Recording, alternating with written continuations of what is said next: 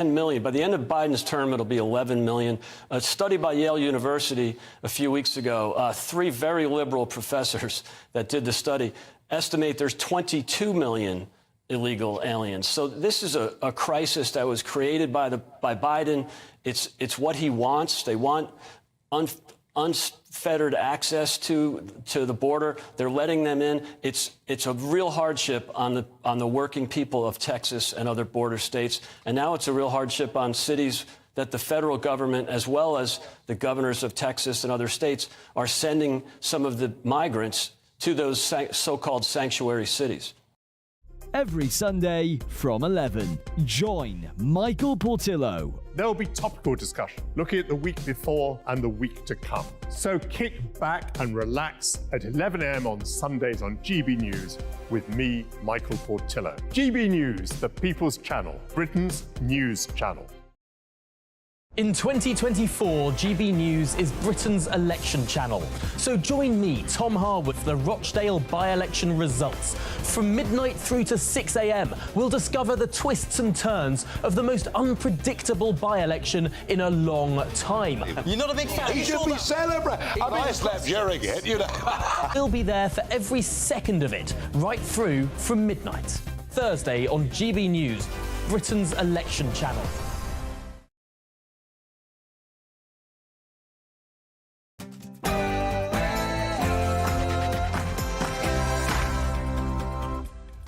Good morning, 9:30 on Tuesday, the 27th of February. This is Britain's Newsroom on GB News with Andrew Pearce and Bev Turner. No-go zones. The Conservative MP Paul Scully has been accused of racism for calling parts of Birmingham and London no-go zones when questioned about Islamophobia in his party. Is he right? And those protests on the streets since Hamas launched its vicious terrorist attack on October the 7th have cost £25 million already.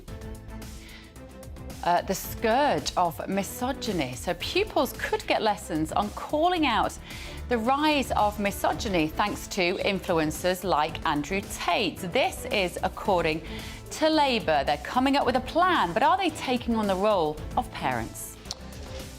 And the Home Secretary, James Cleverly, setting out his ambition for a new global response to tackle mass migration. That's during a 2-day visit to America later today.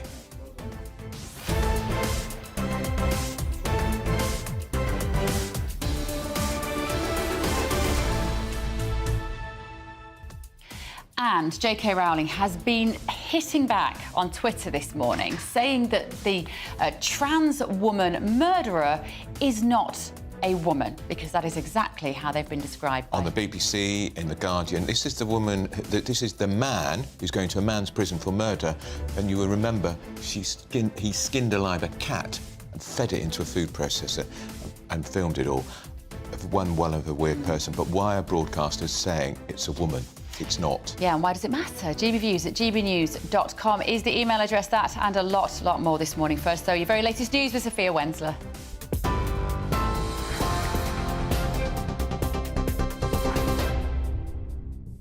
Thanks, Bev. Good morning. It's 9:31. I'm Sophia Wensler in the GB Newsroom. Lee Anderson has told GB News he refuses to apologise, and Sadiq Khan has lost control of London to a tiny minority of extremists.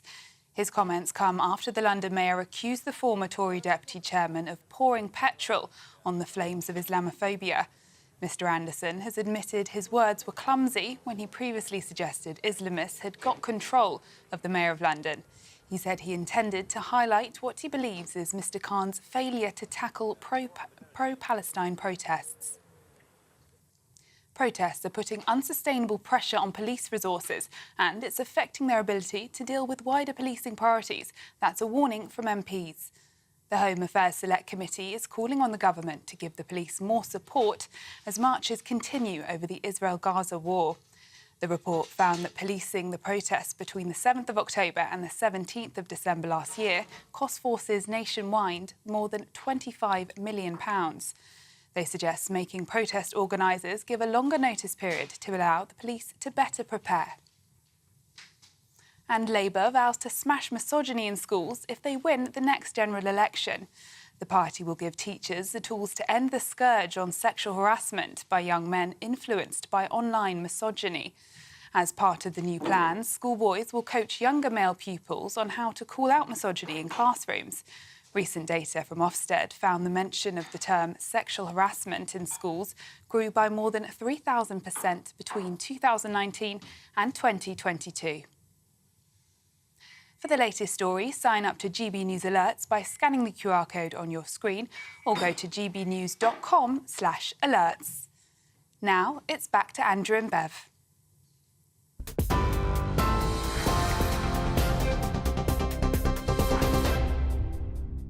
Very good morning. Welcome to Britain's Newsroom on GB News with Andrew Pearce and Bev Turner.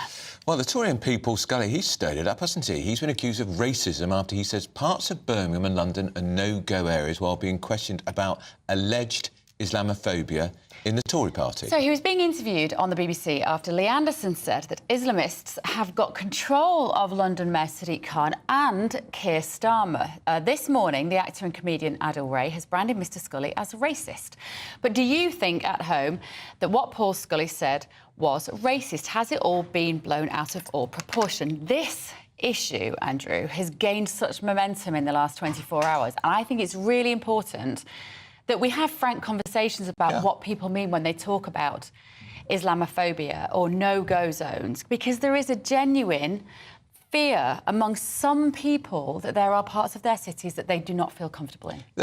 Of course, and if you go to Tower Hamlets and the London Borough of Newham, the majority population is no longer white, working class, as it was when I was growing up.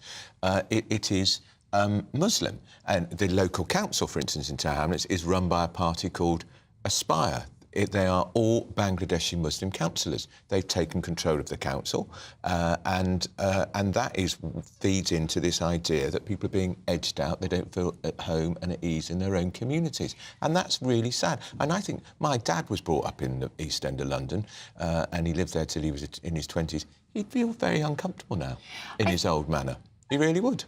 And, of course, there would be people who would say, well, I'm sorry that makes you feel uncomfortable, but this is progress. This is what happens to a Western country when you have immigration. You have huge numbers of immigration, and it's not a bad thing. I think it's interesting, but we were talking yesterday, Bev, about foreign prisoners, and we talked to that prison governor, she said they were integrated throughout the prison. They weren't all in one wing of the prison. If you go to Tower Hamlets, there is a huge preponderance of, and the same in London Borough of Newham, same in certain parts of Birmingham, Bradford, and this is supposed to be called multiculturalism, and I think it's where it's failed because it's created what some people would call ghettos and no-go areas. And I don't know what the alternative would be for that, because obviously if you arrive in a different country, and we would do the same, if we moved to Spain, we would move to be with other British people, would probably. You necessarily? In the same area. Yeah, I think I probably would. And of course, a lot of people who arrive here have family members already.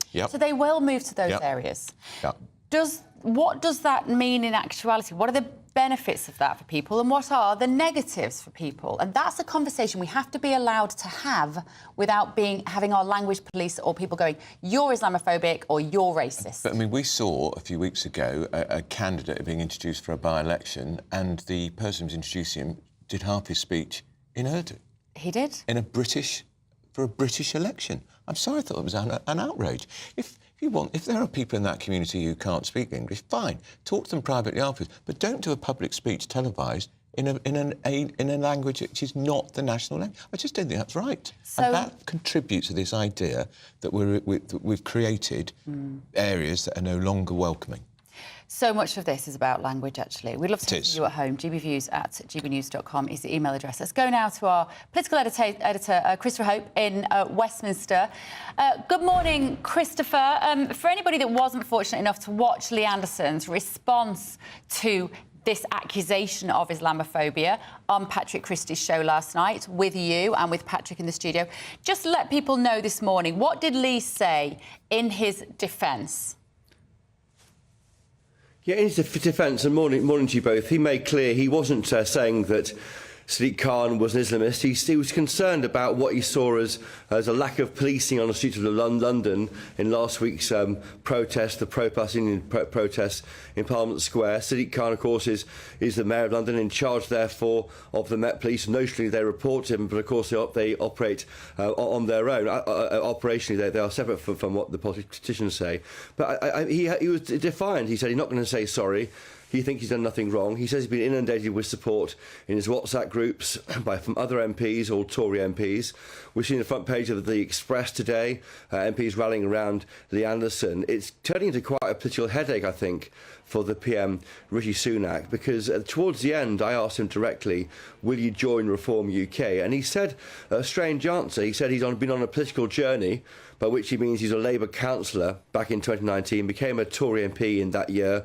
The first time he voted Tory was for himself in Ashfield when he became a Tory MP. And he did say he wants to fight the next election.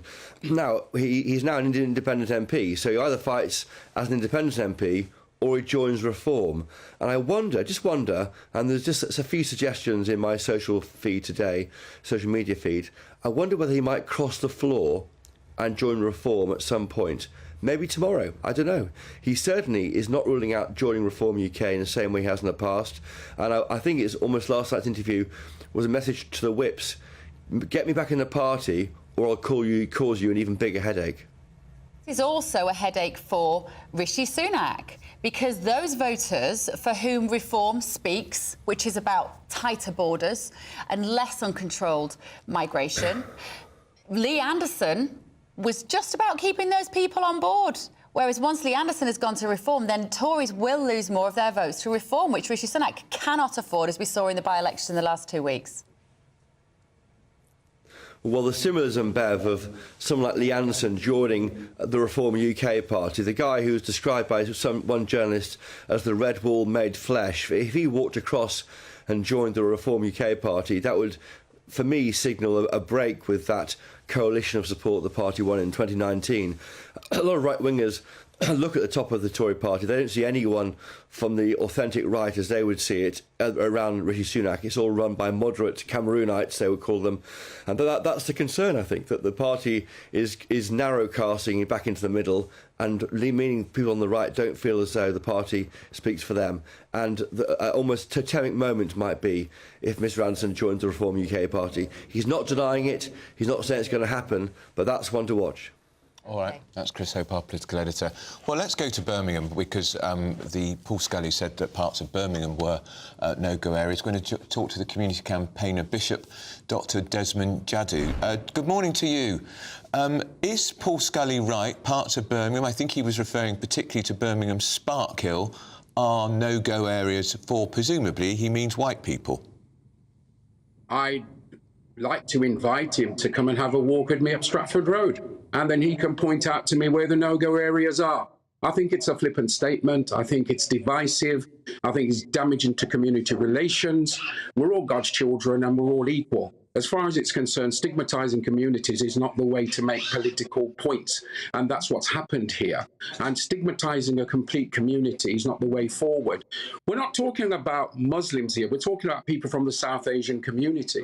And I heard your comments about ghettos. Look, when the Windrush generation came here in the 1940s and 50s, they had signs up, no blacks, no Irish, no dogs. So we only could go, my parents, the elders, the Asian community, could only go to communities where they were felt welcomed. In fact, to be truthful, the no-go areas existed then because there were signs up saying clearly that you're not welcomed here. And that was right here in Birmingham as well.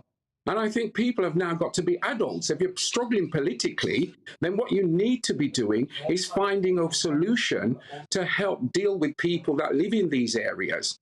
And the thing is, you know, you've got so much socioeconomic factors of deprivation that's impacting upon these areas. People are struggling, and all you're doing now is just stigmatising them more, which is totally wrong. Just tell us what this area of Birmingham is like, particularly, that Paul Scully singled out and saying, he basically said it's a monoculture. He didn't use that word. He said it was a no-go zone. What is it really like? It's a great, vibrant area. Yes, it has a large South Asian population, but it's very multicultural, and it reflects Birmingham. You've got various businesses, particularly along the main Stratford Road, that leads you actually into Solihull, that ultimately you end up in Stratford upon Avon. I mean, it's a heavy with traffic. Indeed. But the important thing is, when you go along there, you will see mosques, but you'll also see churches. And that's the important thing. And the churches are welcomed in that area. And it is still a diverse area, you know, because we do have white people living there. We have African Caribbean people living there as well. And no one's turned away. No one's refused to be served in their shops, etc. And I think the important thing is that perception. I saw the comments that it was a clumsy statement. Well, you know, man up, get on with it, apologise, and then get on with what you're doing. That's what he needs to be doing. And it's straightforward, it's simple. Apologise for what you've said. Stigmatising people of colour in this country has become a fashion. That has to stop. What Paul Scully's saying, isn't he, is that some white people feel marginalised in areas like parts of Birmingham where they're in a minority. Where's the evidence of that? Well, that's what he's saying. I'm not here to. No, we're not interested in what he's saying. Has he evidenced this? Has he come to Birmingham? So I'll issue a formal invitation with it to him now. Come to Birmingham, and I'll go for a walk with him along Stratford Road and Coventry Road, for that matter, as well. And he can show me where people are looking at him, pointing at him. I find that offensive for one reason. I've been to areas, and I'm a bishop, which has a high white population. I'm stared at. Fingers are pointed at me. But do you know what? I don't feel intimidated. I get on with it because I'm not the one who's ignorant. And that's the thing. So as far as I'm concerned, you know, put up or shut up. Come to Birmingham, let's have a walkabout. Desmond, you do make it, and I know this area a little bit. It's got amazing restaurants. It's the equivalent of Manchester's Curry Mile, isn't it? What's it called? The Balti Triangle. The Balti Triangle, thank you. In this area, we definitely have some benefits of multiculturalism in that area. But you do make it sound quite idyllic, and I would imagine that particularly young people, being a bit tribal, human beings are tribal. We've heard this from head teachers who have very multicultural schools, that the Bangladeshi kids won't mix with the Pakistani kids, with the Indian kids, with the Afro-Caribbean kids. That you do get gangs, and I don't mean gangs in a criminal sense, but just in a human sense, of wanting to be with people who are like them. There must be elements of that in some of these areas. I think that has existed for quite some time. That's down to social conditioning. We talked about no blacks, no Irish, no dogs. So the ghettos, as one wants to call them, which I disagree with that term, by the way, right, have actually been created by British society. And people will gather in groups, I wouldn't call them gangs, or groups of friends that they feel most comfortable with, that they have a lot in common with. For me, I have a church in Walsall. I work right across the city of Birmingham as well. And there are many Muslims who call me now their bishop. And they're Muslim. I'm not an imam, I'm a bishop. But simply because at the end of the day, I let my values speak. And I value everyone. And that's the difference. What's happened here is some people today feel devalued and dejected. And the importance of these comments is that it has just once again divided community and creating community tension, which is totally unnecessary. And yet again, I will repeat my invitation. Come to Birmingham. I'm quite happy to walk up. If you feel safe enough, I'm quite happy to walk up Stratford Road with you. And, you know, no one will interfere with you. They'll probably get a couple of fingers pointing because they'll recognise him for what he said. All right. Thank you so much, Bishop Dr. Desmond Jaddo, MBE, there. This is what Paul Scully has said on social media. As someone who has stood up and indeed championed British Muslims for a decade, to end up seen as espousing division and likened to Katie Hopkins, I'll bow out of the conversation and leave the two sides to argue. I've always said language matters. So does perception. If moderates are pushed to one side or another, nothing will be resolved. I'm out. That's why he's not returned my phone calls, asking him to come on. Well, that's a bit of a cop-out, Paul Scully. I can't lie, and I don't particularly like your comparison to Katie Hopkins, if I'm totally honest. Well, a lot of people don't know who she is. Well, that's also just a very outdated stereotype and a little bit unfair, in my opinion. But anyway, Paul Scully to drop this bomb and then say, you've all got to fight about it amongst yourselves, I'm out. Come on. Yeah. Talk to us, explain yourself. If you've got a point to make it clear what you meant. Don't just leave it for everybody else to discuss. Honestly. Now, up next, we talk about those protests which take place every Saturday in London have already cost the police in London alone £25 million, which means they're not protecting lots of streets and homes from burglars and all the rest. You're on Britain's Newsroom on GB News.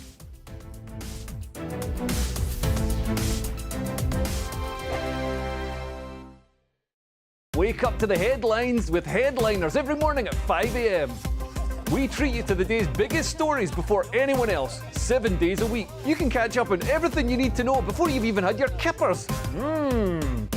Headliners every morning at 5 a.m. only on GB News, the People's Channel, Britain's news channel. Good afternoon, Britain. Good afternoon, Britain. Join us, Tom and Emily, To find out what's happening in the heart of Westminster. and why it matters to you. Weekdays from midday, we bring you the most compelling stories from across the United Kingdom. And from your doorstep to our inbox, That's right, we want to hear from you, GB News. Britain's news channel. Martin Daubney, weekdays from 3 p.m. You have a president in President Biden who's not enforcing the law that was passed by Congress.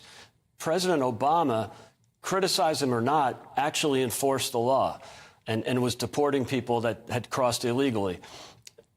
Of course, President Trump enforced the law and improved the law to make sure that and worked with Mexico to have the Remain in Mexico policy. Biden has abandoned federal policy. In fact, he's deliberately trying to let in as many immigrants as possible. More for the Democrats, more is better and less is racist.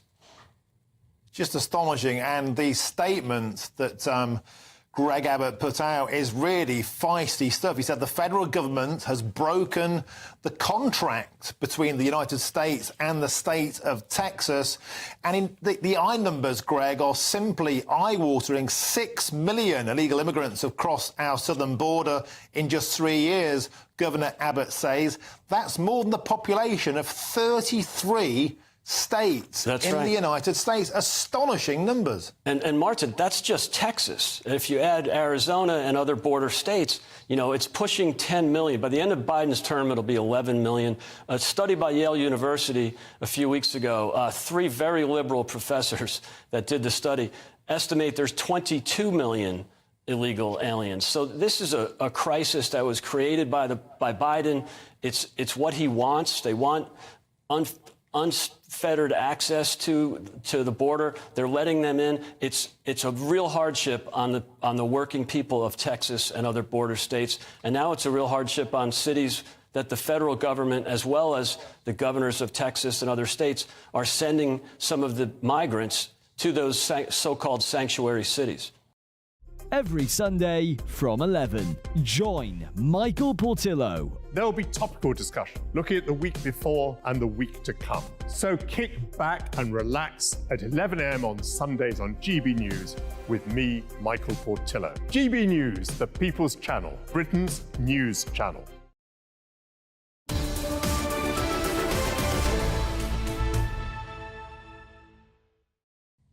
We're joined in the studio is Piers Pottinger, who's advised countless Tory Prime Ministers, Thatcher and Major. But before we talk to you, Piers, I just want to read this text out from Sylvia, who says, what on earth is that woman, that's this woman, with Andrew Neil talking about, I'm Andrew Pierce. I'm a great fan of Andrew Neil, but actually, I don't think I look alike, although Piers Pottinger rather cruelly said to me, I do. So, Sylvia, thank you for getting in touch. I'm Bev, this is Andrew Pierce. But you do make a point. She says, I was born in East London. I wouldn't go back to visit there if you paid me. Tell her, that's me, to walk around Upton Park, get out of Whitechapel. There's cesspits. The place is running alive with cockroaches. You can't walk down the street because of the rotten vegetables on the pavements. How does this enhance our country? Come on, put your money where your mouth is. Let's see you on TV taking a stroll. Sylvia, I totally get that, but that's not... And Patrick Christie's going to be in Tower Hamlets tonight on his show. Great, good. So he can have a wander around there. Oh, listen, London streets are disgusting at the moment. The bins aren't emptied, everything looks dirty, everything's run down, everything's covered in graffiti. I'm with you on that. But is that specifically about immigration? Does that make it a no-go zone? Not necessarily. Piers, the Prime Minister's got a real problem here. if you were advising him, because he wants to, he can't afford Lee Anderson to cross the floor to reform. It would be catastrophic. We know the reaction to his suspension in those red wall seats. It's too late to unsuspend him, or can they bring him back into the party? Because he says he's not going to apologise. I mean, how does he get out of this one? I watched Lee Anderson with Christopher Hope last night on GB News, and he was being very cryptic. Yes. And he's clearly enjoying this and revelling in his popular support amongst many sectors. Yeah. I think what he said was unfortunate in the words he used, but... And also, unfortunately, it distracts from the real criticism of the terrible Mayor of London. Yes, quite. And that your Sylvia, who's just been talking about the filth in London, that's just one of the many problems. And don't forget, Sadiq is in charge of the police, who are doing an appalling job at the moment, not protecting people in the way you'd expect them to. And, for example, a number of politicians have told me that walking from the Houses of Parliament to the Tube after a session at night is terrifying. Particularly for there's a friend of mine who's a lady in the upper house, and she's been jostled, abused, and this is the spat at, Palestinians, and no, not a policeman in sight from these protesters, so-called protesters, who are just stirring up trouble. And I mean, we really... And Sadiq Khan is the mayor in charge of the police force, and he ought to be sorting this out as a priority. But as for Rishi, your question... Sorry, I've been avoiding it, because...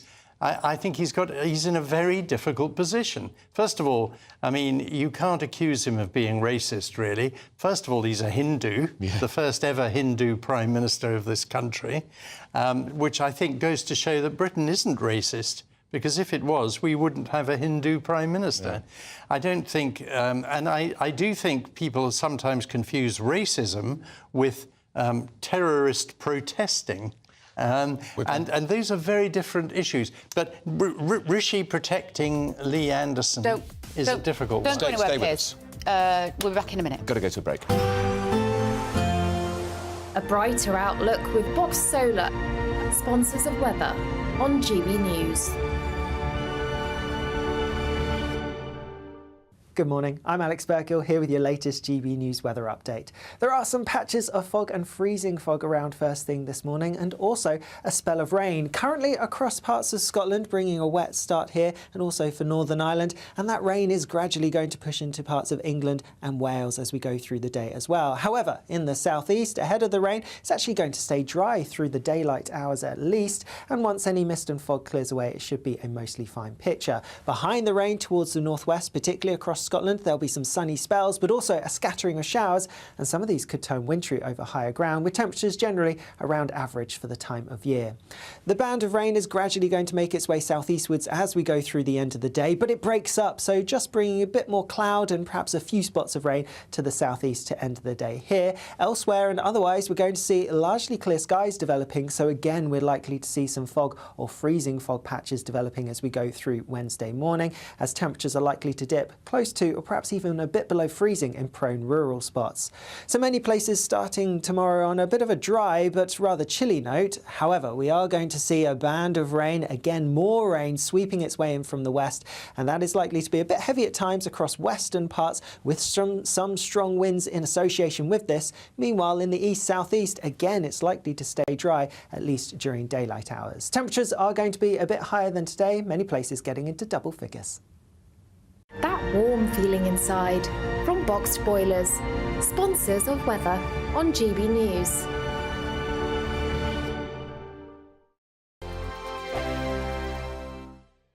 In the GB Newsroom, we bring you the news as it happens. With our team of dedicated journalists across the UK, we're ready to give you accurate reporting every day.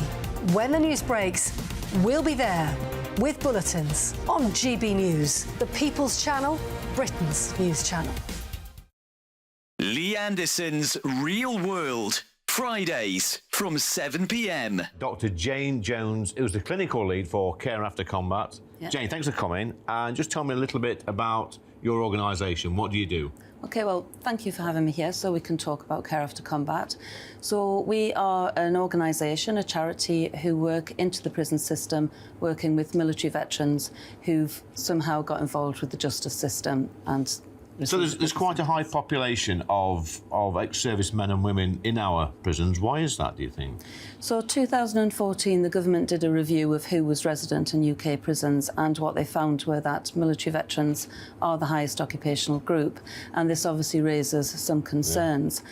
So the government wanted to do something about that, and so they supported Care After Combat initially just as a scoping exercise, really, to see if there was any way we could help these men and women actually, you know, understand the problems that led to offending behaviour and go on to lead successful lives. So what sort of offending behaviour are we talking typically for people that's in prison that's actually served in our armed forces? Primarily, it's violence. Yeah. So that is the highest offence that we work with. Okay. But of course, the military, as with everybody else, it's the full range of offending behaviour. OK, so we're in a pub, Jane, Dr. Jane, and I guess for some people, you know, the odd tip of alcohol is good, a bit of fun of a weekend, relax, let your hair down. But for some people, alcohol is not always their best friend, and I guess that plays a part in some of your veterans that end up inside. Yeah.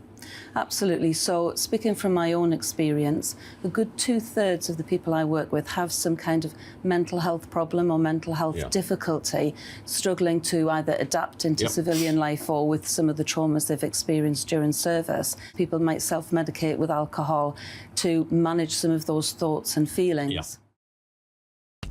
Your weekend starts here with Friday Night Live with me, Mark Dolan, 8 till 9 on GB News. Big stories, big guests and big laughs as we get you ready for a cracking weekend. That's Friday Night Live with Mark Dolan. Fridays 8 till 9 on GB News. Bring your own drinks. The admission's free. Have a great Saturday night with me, Leo Curse, on the Saturday Night Showdown. It's a crazy world out there, so come and make fun of it with me, my panel of comedians, and a couple of people who actually know what they're talking about. This Saturday Night Showdown is your front row ticket to the clown show every Saturday, only on GB News, the People's Channel, Britain's news channel.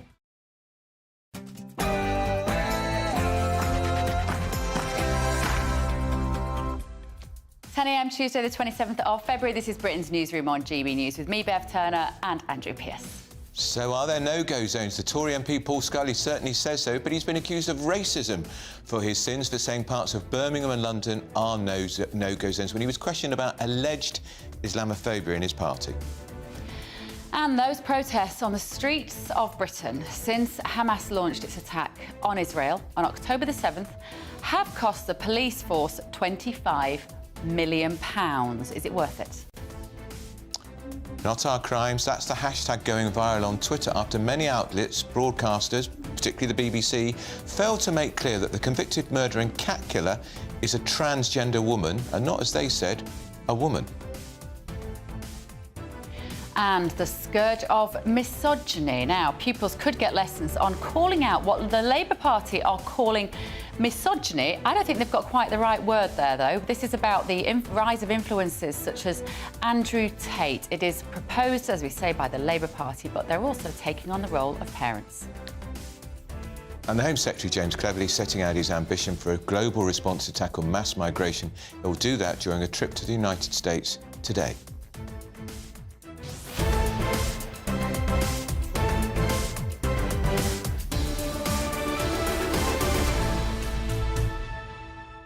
I'll tell you why misogyny is not the right word, because that means hating women. Andrew Tate, what he propounds on his social media is a very traditional life background whereby the man goes to work and the woman stays at home. And yes, his language definitely makes it sound like the woman should be chained to the kitchen sink sometimes. But it's not really misogyny. And I think, again, it's another of these issues where politicians particularly are just picking the wrong sort of words to explain something a bit more subtle. Certainly are. So... Pick your words, gbviews@gbnews.com, and we'll find some words between us at some point as well. But first, though, here's the very latest news to Sophia.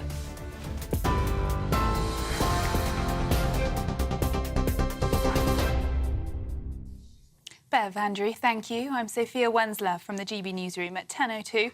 Your top story this hour. Ministers are refusing to call a suspended Tory MP's comments Islamophobic. Senior Conservatives are under growing pressure after the former deputy chair of the party, Lee Anderson, criticised the London mayor. He's refusing to apologise and maintains Sadiq Khan has lost control of London to a tiny minority of extremists. The London mayor has accused him of pouring petrol on the flames of Islamophobia. Mr. Anderson says he's simply trying to highlight what he believes is Mr. Khan's failure to tackle pro-Palestine protests. Protests are putting unsustainable pressure on police resources, with MPs warning it's affecting their ability to deal with wider policing priorities. The Home Affairs Select Committee is calling on the government to give the police more support as marches continue over the Israel-Gaza war. The cross-party committee report found that policing the protests between the 7th of October and the 17th of December last year cost forces nationwide more than £25 million. They suggest making protest organisers give a longer notice period to allow the police to better prepare. Former Scotland Yard detective Peter Blexley told GB News protests are having a massive impact on policing. Thousands of officers are having to be brought into London to deal with these protests. And policing doesn't just have another box of police officers it can open. Officers are being taken from other commitments elsewhere. And as the Met regularly says, officers are being taken away from the communities that they police. So who's going to fill that gap? Well, quite frankly, nobody, because there aren't enough officers to do that. In other news, it's understood a proposal to swap Israeli hostages held in Gaza for Palestinian prisoners has been sent to Hamas. It follows several days of multinational talks in Paris discussing the possibility of a temporary ceasefire in Gaza. According to reports, the proposal states that all Israeli women, children under 19, elderly and sick hostages should be released in exchange for a number of Palestinian prisoners. It also includes 500 aid trucks being allowed into Gaza daily and the provision of thousands of tents and caravans. The development comes after US President Joe Biden said he hoped a ceasefire between Israel and Hamas could be secured by the end of the weekend. The Home Secretary is set to call on the international community to take collective action on migration. James Cleverly says he hopes to help displaced people, but still ensure the goodwill of the UK is not eroded. Speaking during a two-day visit to America, James Cleverly will urge countries to work together to address migration's root causes and smash the people smuggling gangs. He'll also say that doing the right thing by migrants doesn't necessarily mean relocating them to our country. 3 men have been charged with the preparation of an act of terrorism after an investigation into suspected extreme right-wing activity. Brogan Stewart and Marco Pizzetto, who are both 24, and 33-year-old Christopher Ringrose will appear in court later. Counter-terrorism policing North East said it was part of a pre-planned intelligence-led operation. A 4th man was also arrested last week but was released without charge. And Labour vows to tackle misogyny in schools if they win the next general election. The party will give teachers the tools to end the scourge of sexual harassment by young men influenced by online misogyny. Under new plans, boys will mentor young male pupils on how to call out misogyny in classrooms. Recent data from Ofsted found that the mention of the term sexual harassment in schools grew by more than 3,000% between 2019 and 2022. Shadow Education Secretary Bridget Phillipson said it's a growing issue. It is a big problem, and the reports that I hear from students and staff alike is that this can involve bullying online of a sexual nature, misogynistic comments, but also sadly within the classroom as well. So sometimes towards staff or students, unacceptable behaviours, physical intimidation and misogynistic language and attitudes. And I believe we've got a responsibility to... For the latest story, sign up to GB News Alerts by scanning the QR code on your screen or go to gbnews.com/alerts. Now it's back to Andrew and Bev.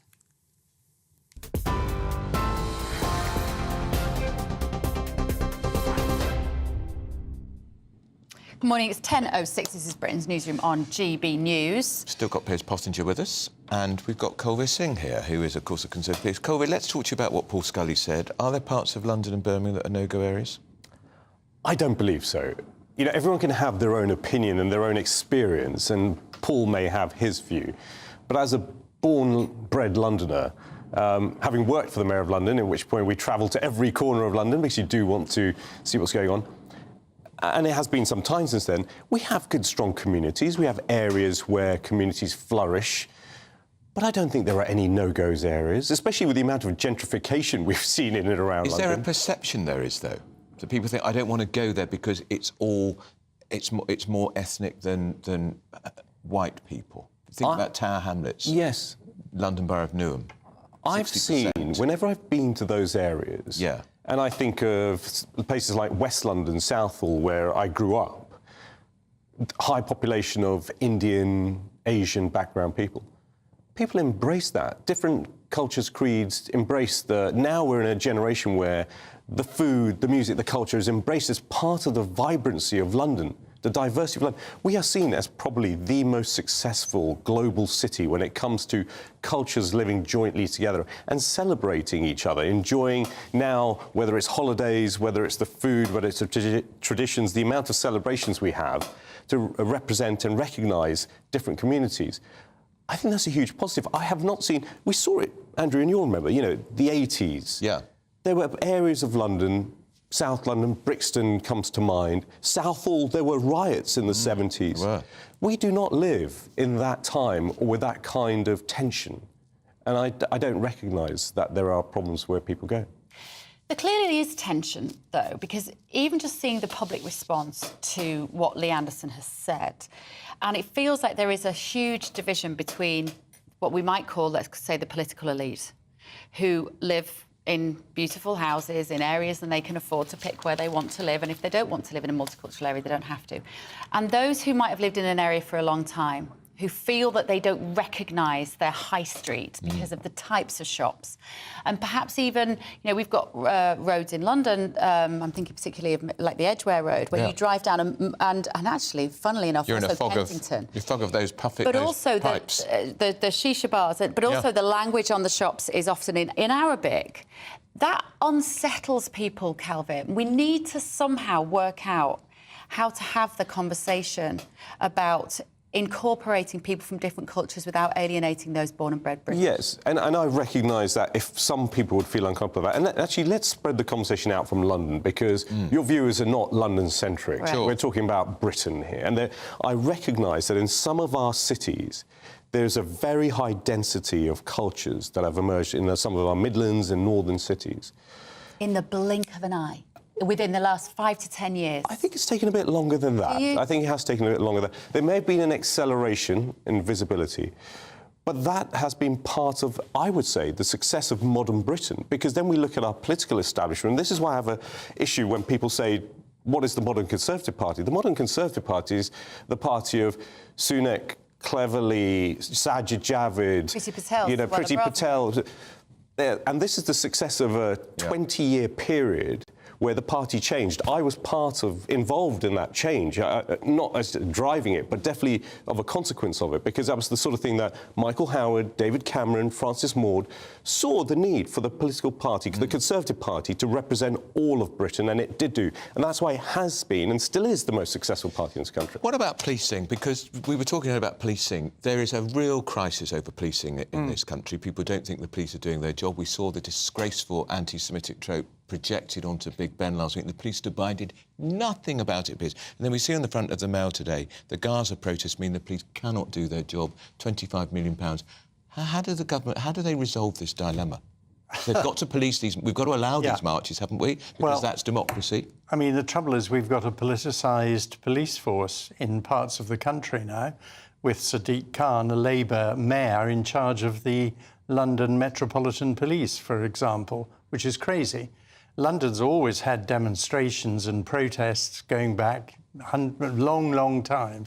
And so there's nothing... And people have a right to protest within reason.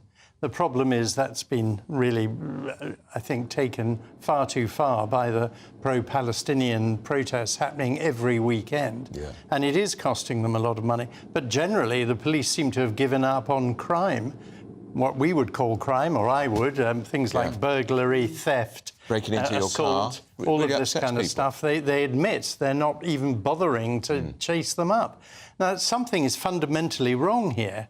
And once you start this is the thin end of the wedge, and the thin blue line is getting thinner by the minute, because I can't remember when I live in Tooting, a very diverse and wonderful place, fantastic place to live.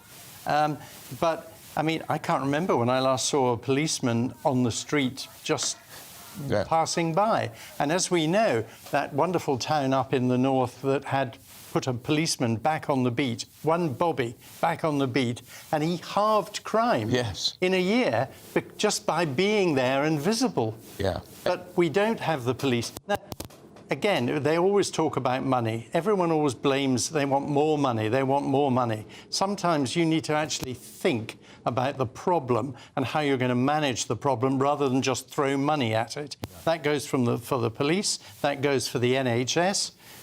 You know, it takes more than just throwing money at a problem to resolve it. Well, actually, they had the money. The Metropolitan Police had the money from the government to recruit officers. I was talking to the Minister for Policing, Chris Phelps, last week on this. And he said the Metropolitan Police, Sadiq Khan, was given the money. They did not recruit the officers. They failed in the recruitment, and the money has gone to other forces because they're not utilising money. And the other key thing here to remember, out of the 43 police forces across the country, the Metropolitan Police is the worst performing. I'm hearing this from the Police Minister, Chris Phelps. So Sadiq Khan, who's directly responsible for safety and security of Londoners, is failing at that role. And this is why when we talk about the outcomes, the problems on our streets, if we don't have a police force that's performing, is given clear direction of what to do, is not given the resources by the mayor... I think we've got a problem with your mic, Colville. Just one second. So that amount that the police services in London got for the last 12 months, Piers, is £4.5 pretty much billion. God, a lot of money. It's a huge amount of money. When you put it in that context, actually £25 million to allow us to still maintain peaceful protest sounds like quite a small amount of money to me. Of course it is. And, I mean, it's just a question of managing the funds. And, as you've just said, it's clearly not being done properly. And, you know, the problem is, as I said, if you make Sadiq Khan in charge of the Metropolitan Police, you're going to have a disaster. So when you take the politics out of it, you should take the... Of course you should. The police should be not political. Well, what do you mean by he's politicised it? In what way? Well, Sadiq Khan has focused the police on hate crimes, on things that I mean, he spent a fortune advertising on the underground, don't stare, don't look, don't... I mean, what on earth is he doing? Instead of actually having people solve theft, solve burglary, make them feel safer in their houses... So he's the thought police. The crime rate has gone shooting up under Sadiq Khan, and he's done nothing about it. Have we got a problem with Colville's mic? We've got a problem with your mic, Colville, unfortunately. We can hear you, but I don't think the viewers can. Hear Just you, quickly, the Post Office chairman, former chairman, is before the Committee of MPs today. He's got to put up or shut up about this allegation. Ministers have deliberately stonewalled He's on very thin ice here because not only did the senior civil servant who he claimed had told him these things outright deny it, which is very rare to do that publicly, but also his chief executive, Nick Reed, has basically written to the Select Committee and disowned him and also said there was no indication of him being asked to drag their feet on compensation or any indication of this. Staunton's got a real problem, and there's going to be quite, I think, a punch-up in the Select Committee today between Reed and Staunton, who clearly now have decided to just try and protect what's left of their own reputations. And what we shouldn't forget, Piers and Colville, is this. The postmasters' posts still haven't got their compensation. Of course, and that's the number one priority and should be. And quite frankly, I don't think anyone has much sympathy for anyone at the very top end of the Post Office or the ministers who were responsible, like Ed Davey. Don't let us forget that. The Lib Dem Piers leader. Pottinger, Lord Colville Ranger. And we're sorry about your microphone. We lost your mic. I had so many questions I wanted to ask you this morning. Right, still to come this morning. Apparently, Labour think that Andrew Tate is misogynist and that he's going to mean that your children grow up misogynist, and apparently Labour are going to save you from this fate. What a load of nonsense. Don't go anywhere. This is Britain's Newsroom on GB News.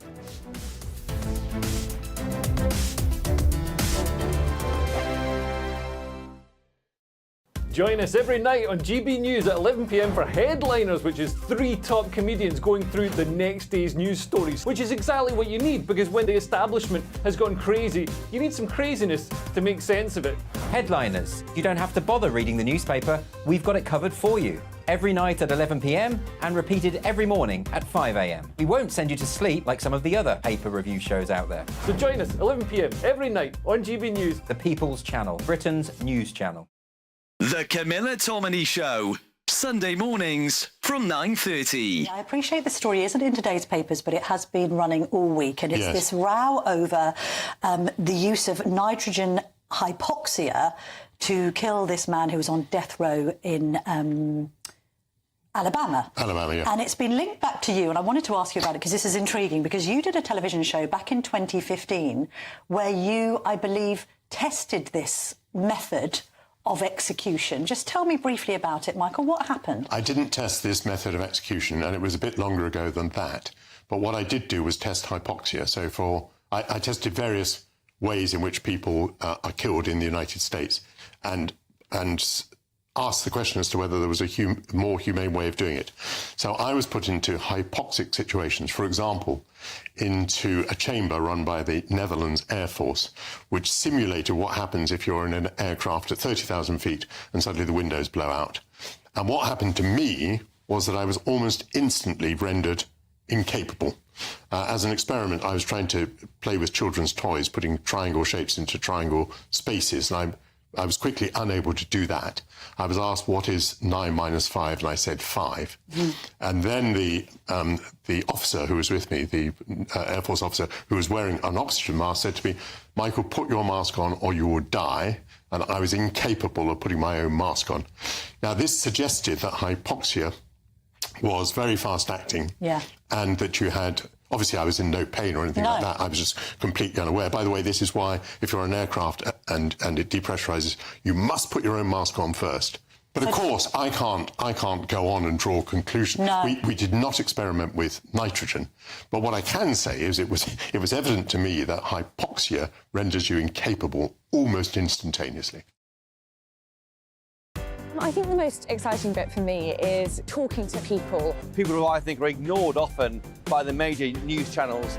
We're going to give news they want to hear. There's a voice there that needs to be heard. I think there's a chance here for a diversity of opinion to be expressed, which you don't find elsewhere. It's really exciting. We don't hold back. We're free to say how decisions that are taken here affect us all around the country. Only on GB News, the People's Channel, Britain's news channel.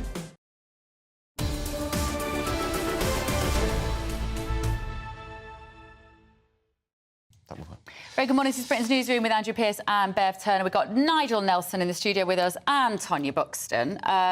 Now, the first story... Morning, both. Morning. Sorry, I was racing ahead there. It's always a very packed show. We have a lot to fit in. Right, Andrew Tate. He is, if you don't know who he is an influencer. Are you familiar with Andrew Tate? I am. OK, there'll be a lot of people who may not be familiar with Andrew He's been banned from various parts of social media. He has to some... He was also arrested, wasn't he? For I don't... Anyway. Not charged. Not charged. Let's keep that. Yeah. He's got old-fashioned views on women. They should be kept at home. He's got very traditional Cook the dinner. views. Yeah. And they certainly tread into the area that you might think it would take your breath away as a feminist when you hear some of the things he's got to say. But this is what Shadow Education Secretary Bridget Phillipson said about him and boys, therefore, at school behaving like they don't particularly like girls. It is a big problem, and the reports that I hear from students and staff alike is that this can involve bullying online of a sexual nature, misogynistic comments, but also sadly within the classroom as well. So sometimes towards staff or students, unacceptable behaviours, physical intimidation and misogynistic language and attitudes. And I believe we've got a responsibility to tackle it. There's sort of some truth in what she's saying, Nigel Nelson, but they've got this completely wrong. Go on. Why have they got it wrong? Why have they got it wrong? Because this is not as simple as saying boys are being misogynistic. For a start, define misogynistic. You can't use a word like that without explaining it. This isn't boys that hate girls. Andrew Tate doesn't hate women. He very much, it would appear, loves women. But he does expect them to stay at home while he goes out and makes money. Yeah, I mean, the problem with Andrew Tate is it goes further than that. He's an unapologetic sexist. He's a homophobe. Recently he was talking about the Nazi Party weren't quite that bad. He's a real right-winger. He's a proper bit small c conservative. Well, small c conservative, but his attitude to women would suit Saudi Arabia rather than a Western nation. And there are some women who adore him. Let me tell you, he has an. I mean, I'm not going to. I'll be devastated. An audience. He doesn't expect women to be. No. When I say Saudi Arabia, I mean he doesn't like them driving, for instance. They ought to stay at home. They belong to the man. So the whole point there is that he's got a huge following on social media. You're probably right. Some women actually do like millions. him. The question obviously is how you deal with kids who are seeing this and what you do about it. And what Bridget Phillipson is saying is that they should have some kind of mentors in school. So rather than take their phones away because this is impossible. Sorry? Talk about older boys mentoring younger boys. Yes, but how does that work? Well, I mean, the whole the idea would be it's not totally clear how this policy will work, which is not unusual for the Labour Party. I appreciate, but the idea is to have someone there who's actually helping them negotiate the internet. So when this kind of stuff comes up, you can actually talk to the kids about it, about the attitudes there. Can I just say that it's not the government's place to bring up our sons. I have 2 sons and 2 daughters, and it's not the government's place to teach them how to respect women or not to respect women. And as this whole thing about... yes, I mean, I'm not... You know, I've looked at some of this. When he originally came out, Andrew Tate, I thought, oh, gosh, you know, finally we've got a kind of male role model for our boys. You know, one of my sons is a boxer. He's very, very masculine, so polite, has never said no or raised his voice to me ever. Can you imagine? I don't know many 18-year-olds are like that with their mothers. So polite, but, you know, he's a bit of an alpha-y. I mean, some of the things that Andrew Tate has done have gone down that way, but I don't think he should be held up as responsible for what's going on. What's going on is the fact that we have a breakdown of British traditions and British family, and no one's got anywhere to look, so they're looking to these extreme guys. That's what's happening now. You know, boys, my son said to me that a lot of the time when they're in religious studies, what it's called PHSD or whatever it's called now, What's it called that? Personal health and social education. All of is it really? He literally says he puts his earphones in because it's so woo-woo and so wah-wah and so not realistic in life, and he's not going to... It's gone too far, and so they have switched off. They are... What they're learning at school has switched them off. You know, the things that they're learning at school, a man is a woman is a man, this and all, you can be a cat, and all the rubbish that's coming through now has switched them off. But so that's why they're turning to people like Andrew Tate. Isn't that why, actually, to train their peers to take some kind of role in this is not such a bad idea? If they're switching off to the mainstream... Yes, peers are. Who are these people? Who are these peers that are so wide?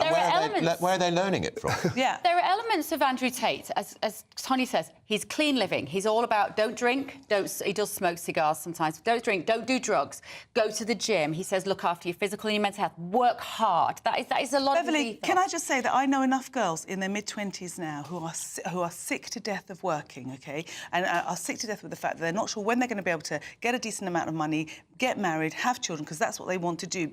Because we were sold a lie that we could have a full career and have children and do it all on our own. We cannot.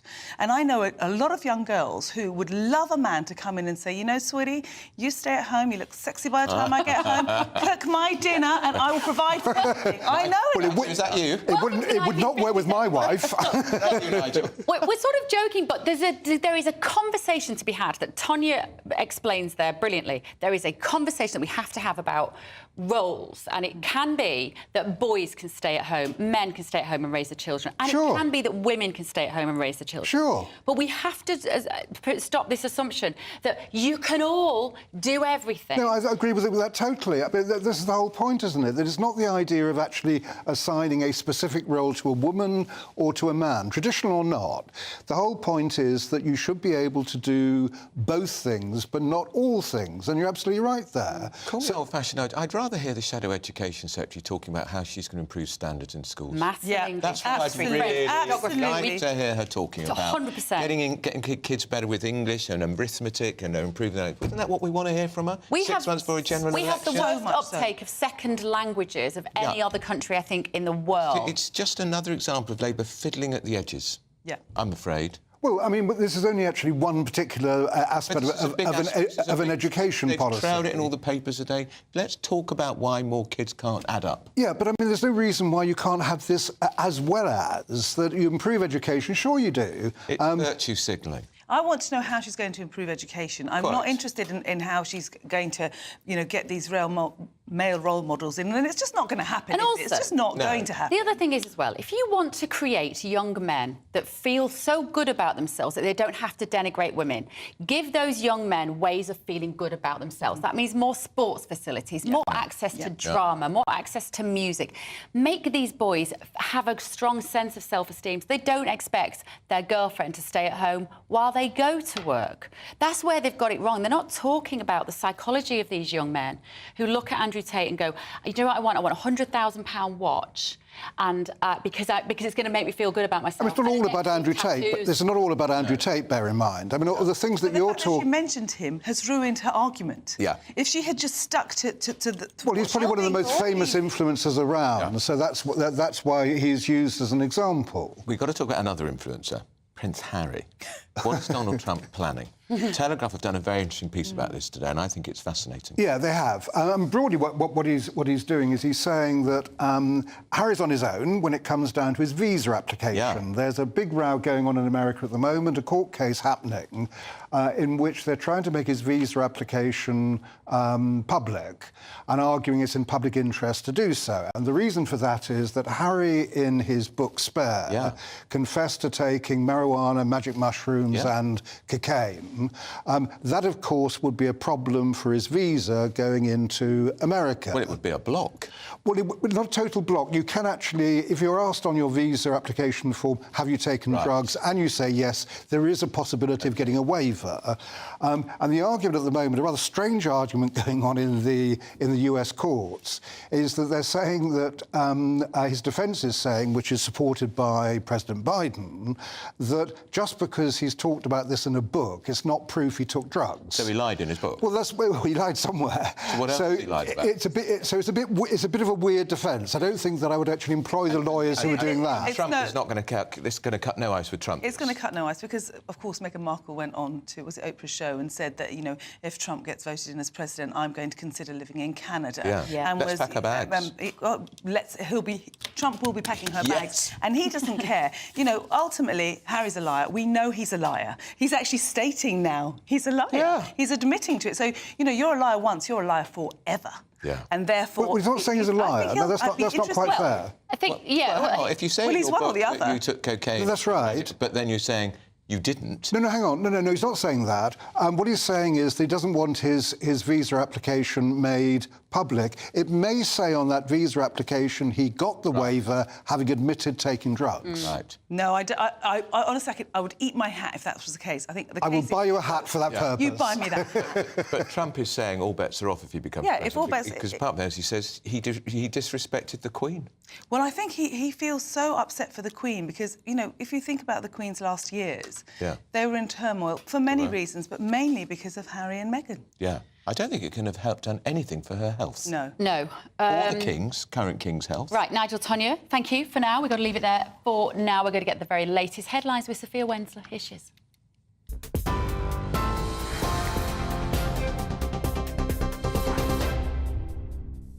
Thanks, Bev. It's 10:30. I'm Sophia Wensler in the GB Newsroom. Ministers are refusing to call a suspended Tory MP's comments Islamophobic. Senior Conservatives are under growing pressure after the former deputy chair of the party, Lee Anderson, criticised the London mayor. He's refusing to apologise and maintains Sadiq Khan has lost control of London to a tiny minority of extremists. The London mayor has accused him of pouring petrol on the flames of Islamophobia. Mr Anderson says he's simply trying to highlight what he believes is Mr Khan's failure to tackle pro-Palestine protests. Meanwhile, MPs are warning protests are putting unsustainable pressure on police resources. They're calling on the government to give police more support as demonstrations continue over the Israel-Gaza war. A cross-party committee report found the policing protests between the 7th of October and 17th of December last year cost forces more than £25 million nationwide. The Home Secretary, James Cleverly, will call on the international community to take collective action on migration. In a major speech in New York, he'll urge countries to work together to address root causes and to smash the people smuggling gangs. He'll also say that doing the right thing by migrants doesn't necessarily mean relocating them to the UK. And thousands will gather in Portsmouth later this year as the city becomes the UK's official host to mark 80 years since D-Day. The names of 13 Normandy veterans will be added to the city's memorial wall as part of the commemorations. The Hampshire city played a key role in preparing for the invasion of Normandy beaches in 1944, a turning point for the war. And for the latest story, sign up to GB News Alerts by scanning the QR code on your screen or go to gbnews.com/alerts.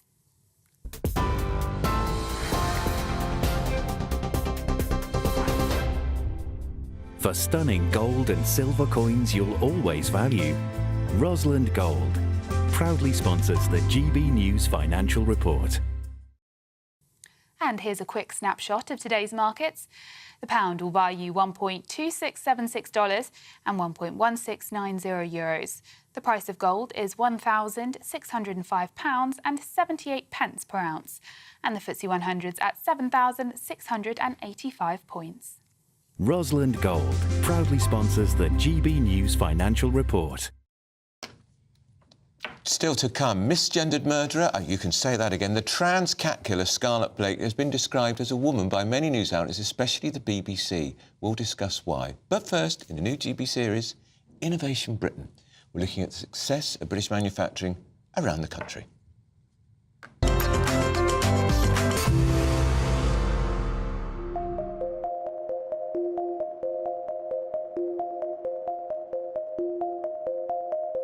How many companies do you know that export 65% of what they make? Andrew, what's the export market been like for you? This year, it's really held up well. The export market has grown, so we've had nice growth on that point, but also we've had good sustained business on a UK basis as well. Now, obviously, you've been a UK company for over 40 years. So what's it been like through them years? Everybody's had their ups and downs, and we're no different. But since the 2008 crash, we're right back up to the same sort of figures, if not more. So we've had certainly really good growth over the last certainly 10 years. So what's this year been like for you? Good. We've seen some work certainly coming from the defence side of things with the political situation as it stands at the minute. There's been spending on defence this year, and that will certainly continue into the future. And obviously we've talked about how much you export. So what work do you actually do and what industries do you work in? It's all basically petrochemical, refinery, nuclear, with Hinkley Point coming on soon. That's been good for us. There's hopefully going to be Sizewell C coming up, and that should be good for us as well. Now, just last question, obviously, there's a lot of bad news in UK manufacturing, but how are you finding it as a business owner? It's been difficult. Certain things have given us some challenges, but I think those challenges are the same the world over. I think, generally UK manufacturing is in a fairly good state.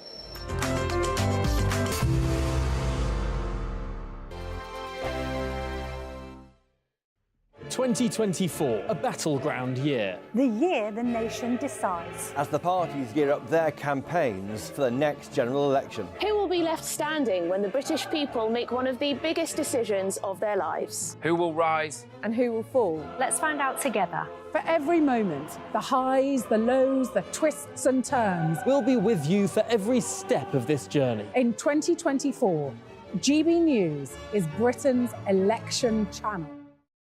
Good afternoon, Britain. Weekdays from midday. Francis, Just Stop Oil have in the past broken the law. I remember distinctly the Dartford crossing. That ended up with 2 jailed, I believe, if I remember correctly. Is it ever justified in your view? Yeah, thanks so much for having me on. I mean, I would have to say yes. I mean, we're trying to preserve my life, your lives, the lives of your family, and it's not just the planet that we're trying to protect, it's the lives of millions of people. And, you know, we know from history that we have to break the law in order to put pressure on the government and to be listened to.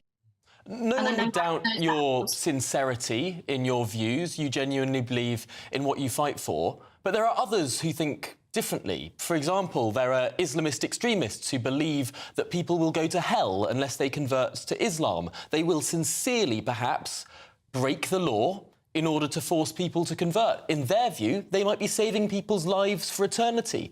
There might be abortion activists who say that babies are being murdered and to save their lives we need to break the law to stop people having abortions. Why do you get to say that your moral conviction is the one that's right and other people's individual moral conviction are those that are wrong?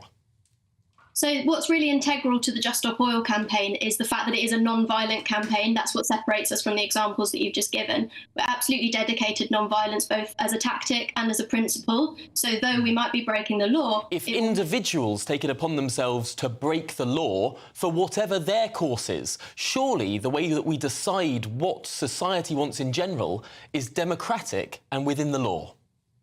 Well, of course, we know also that protest is absolutely integral to maintaining and upholding a democracy, and in particular, non-violent protest. I mean, I really can't express to you how severe this situation is, and I'm sure you know this.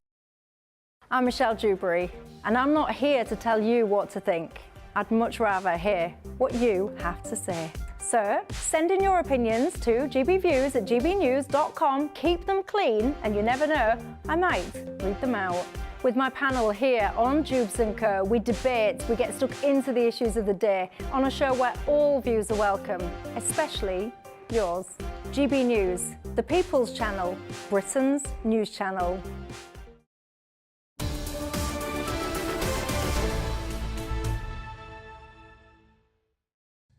Very good morning. It's 10:38. This is Britain's Newsroom on GB News. Well, J.K. Rowling, one of our favourite authors, Bev and I, we don't agree on much, but we agree on J.K. Rowling. She's waded into another trans row after criticising media outlets like the BBC for failing to make clear the convicted murderer and cat killer called Scarlett Blake is a transgender woman. She tweeted...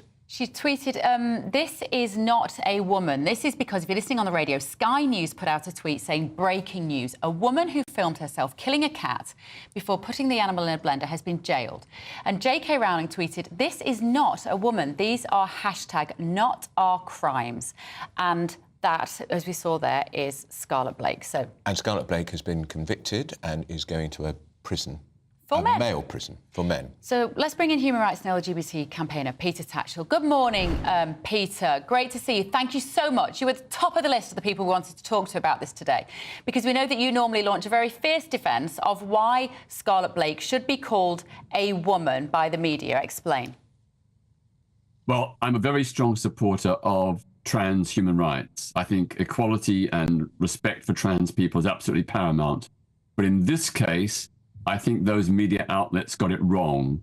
Quite clearly, Scarlett should have been described correctly as a trans woman, not as a woman. So I don't often agree with J.K. Rowling, but on this instance, she's right.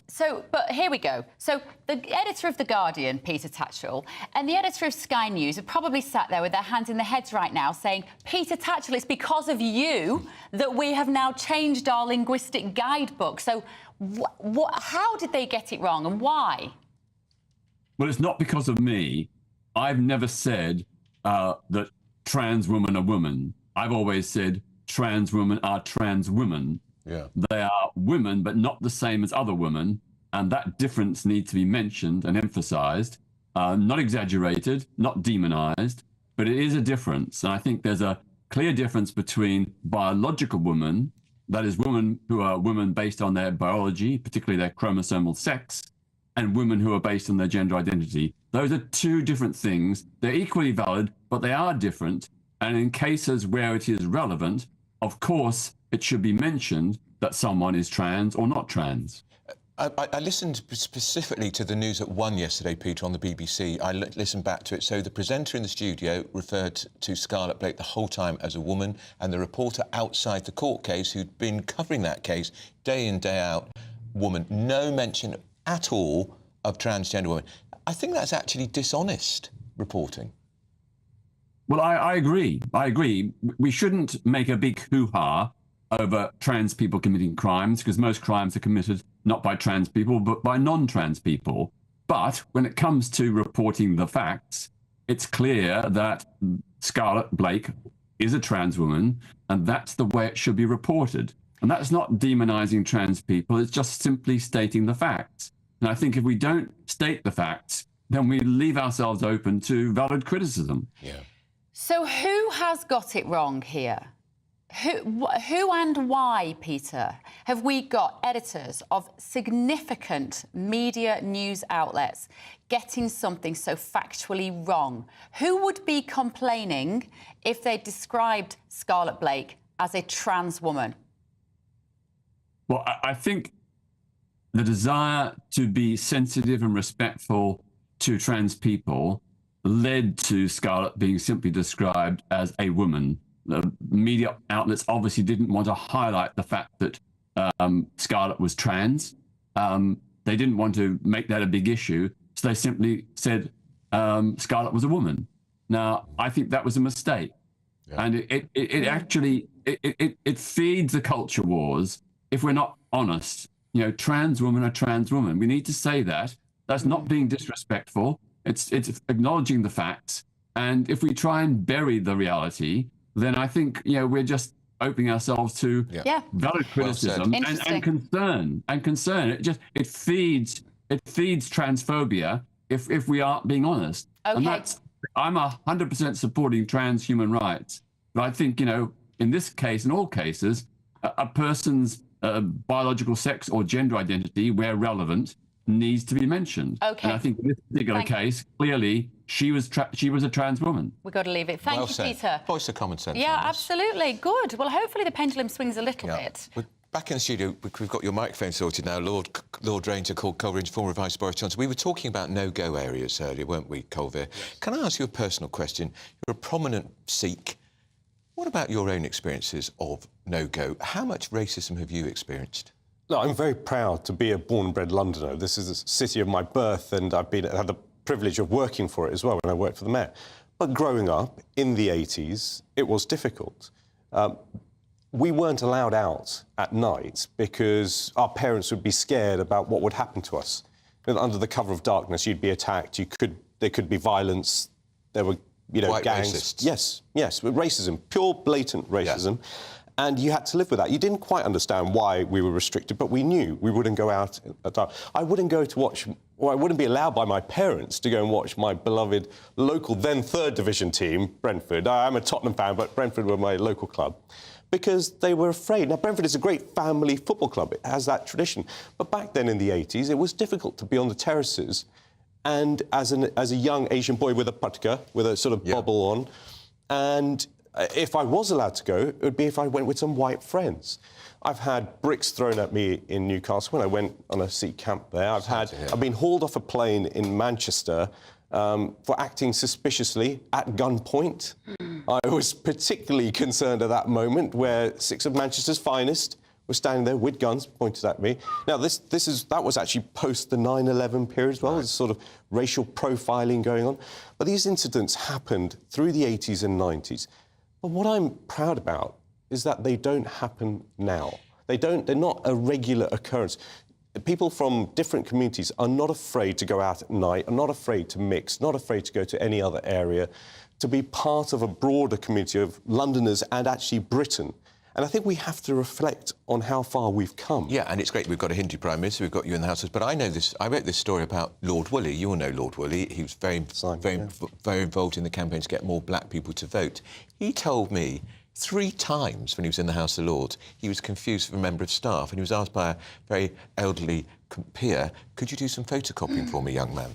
3 times. Now, that's a form of racism in a sense, isn't it? Because they assume because he's a black man, he must be a servant member of staff. It's a form of profiling.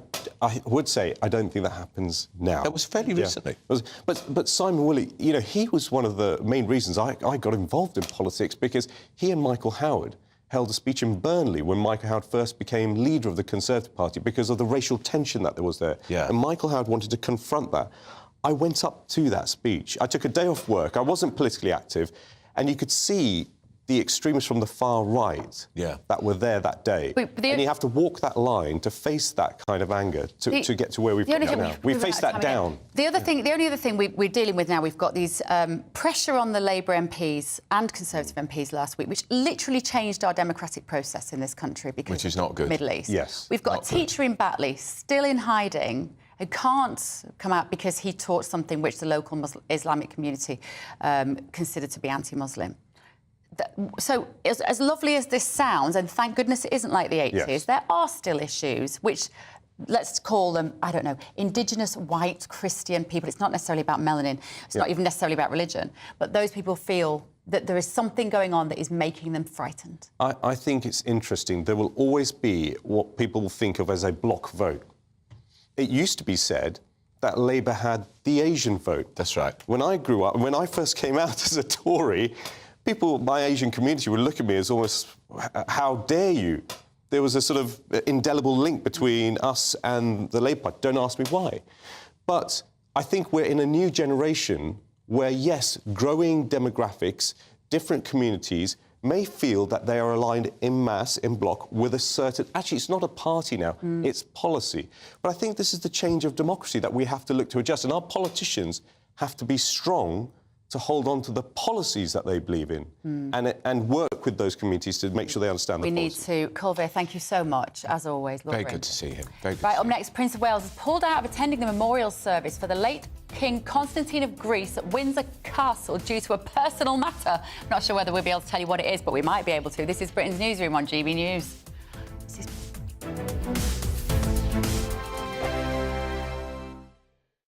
Big news, big debates, big opinion. Patrick Christie's Tonight is the week's biggest show. Every weekday, 9 to 11 p.m, we've got the inside track on the day's top stories. There'll be sharp takes you won't get anywhere else. We will set the news agenda, not just follow it, and I want to bring you along for the ride. Whatever it is, we'll have our finger on the pulse. It's news, but it's this close to entertainment. Patrick Christie's Tonight, 9 to 11 p.m, only on GB News, the People's Channel, Britain's news channel. GB News Breakfast. Every day from 6 a.m. So the highway code was amended recently.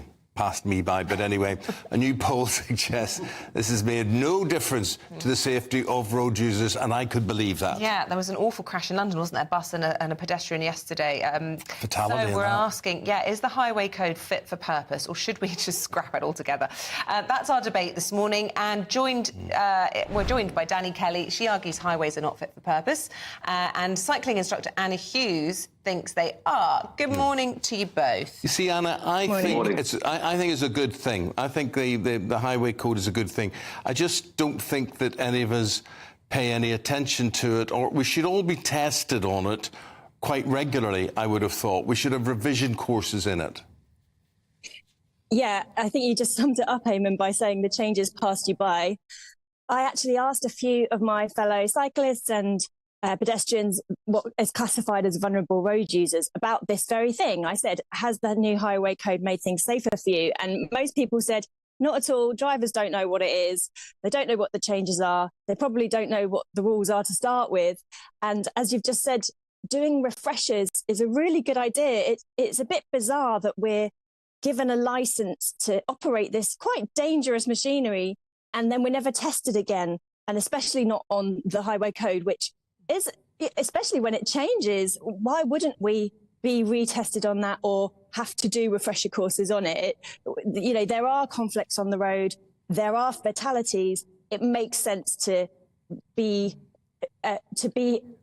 aware of what the highway code says, because it is there to keep us safe. Yeah, Danny Kelly, when I think back, I think it was 1999 I passed my driving test. Hardly any bikes on the road then, to be honest, probably virtually none. I'm Christopher Hope. And I'm Gloria Di Piero, bringing you PMQ's Live here on GB News. Every Wednesday, we'll bring you live coverage of Prime Minister's questions when Rishi Sunak and Sir Keir Starmer go head-to-head in the House of Commons. We'll be asking our viewers and listeners to submit the questions that they would like to put to the Prime Minister, and we'll put that to our panel of top politicians in our Westminster studio. That's PMQ's Live here on GB News, Britain's election channel.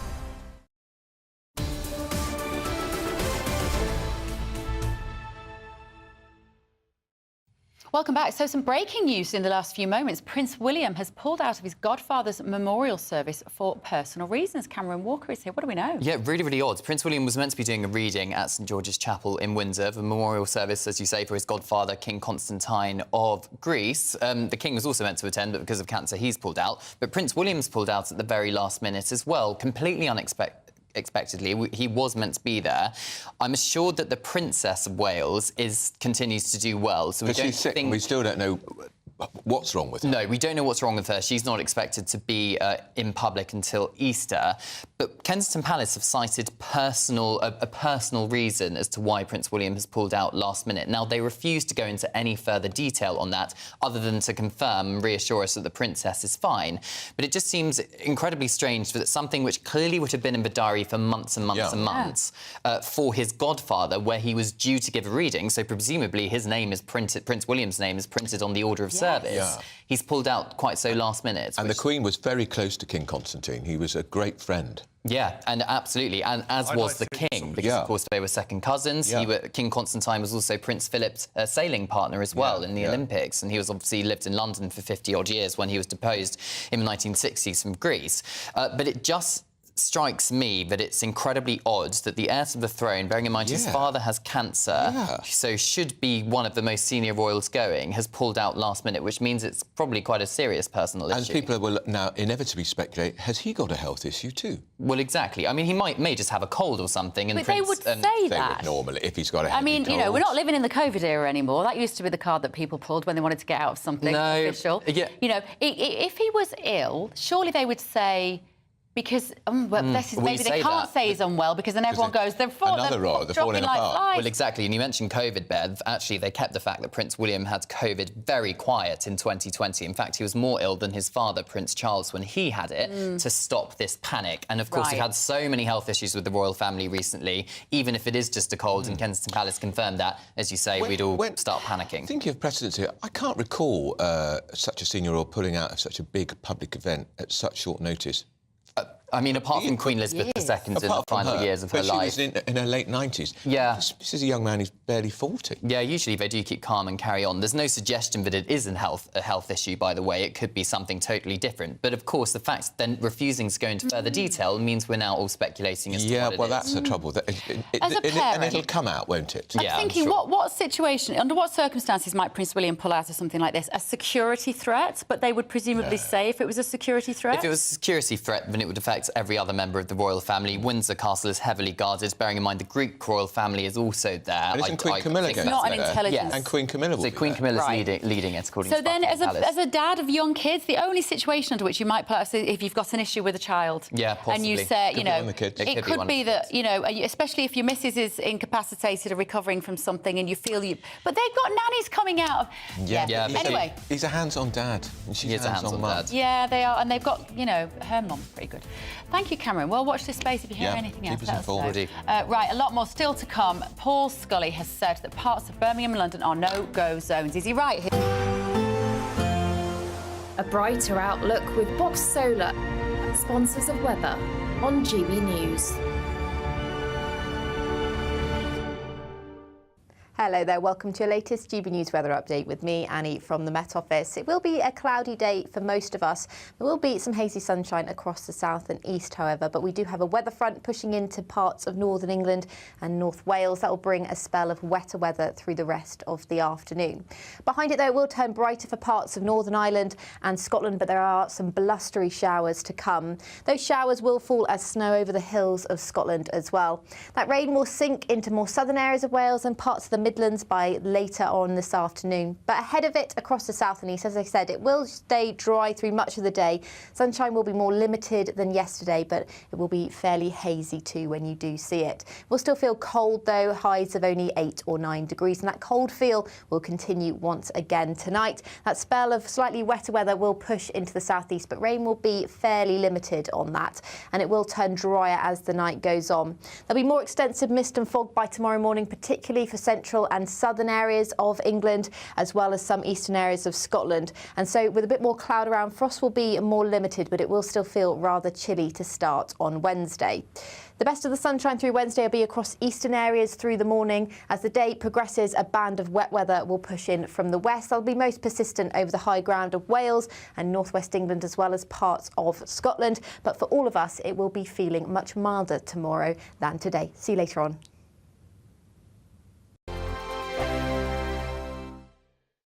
I'm Michelle Dewberry, and I'm not here to tell you what to think. I'd much rather hear what you have to say. So send in your opinions to gbviews@gbnews.com. Keep them clean, and you never know, I might read them out.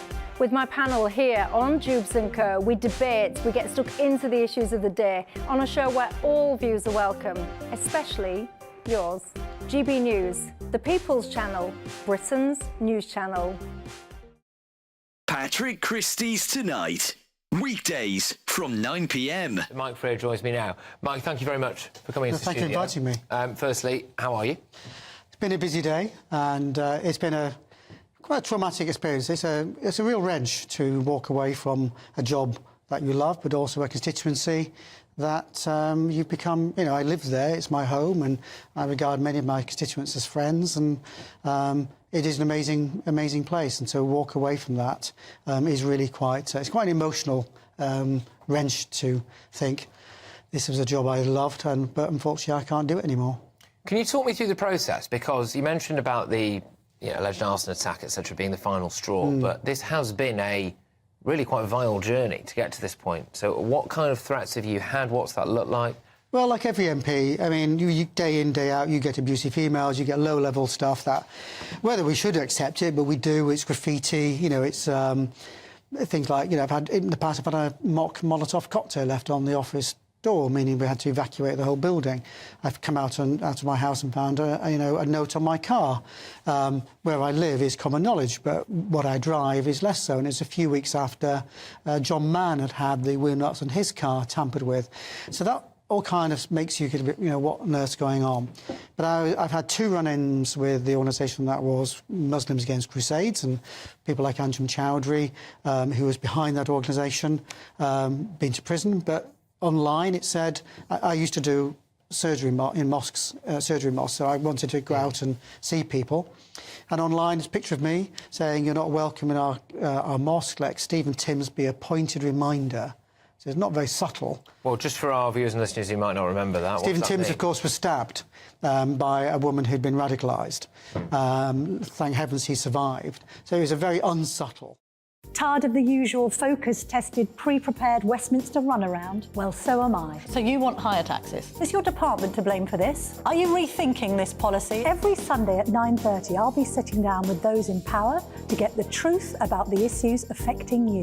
Let's be honest, we've known about the cost pressures of this project for years, not months. That's the Camilla Tominey Show, a politics show with personality. On GB News, the People's Channel, Britain's news channel.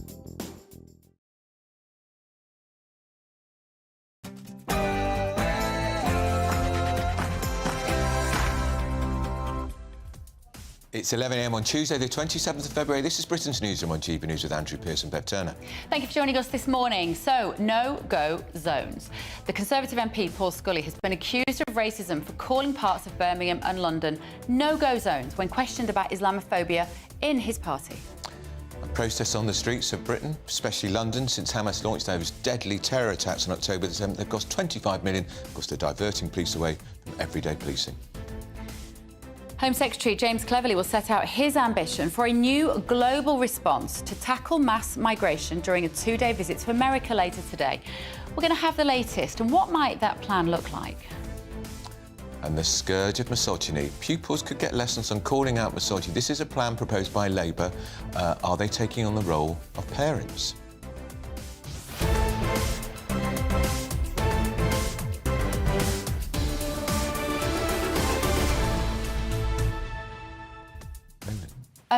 Paul Scully has responded, actually, on Twitter, and his tweet, I think, was pretty extraordinary. He basically said, you lot all fight about it, I'm done, I don't want anything to do with this. Done and dusted. I know he's having stirred up the round. We're also going to be talking about the killer who was sentenced for killing a murder and also skinning a cat. Blending the cat. Who the BBC, Sky and other broadcasters called a woman. No, he's gone to a prison because he's a trans woman. Why do they do this? Let us know your thoughts this morning. GBviews at gbnews.com. First, though, the very latest news with Sophia Wensler.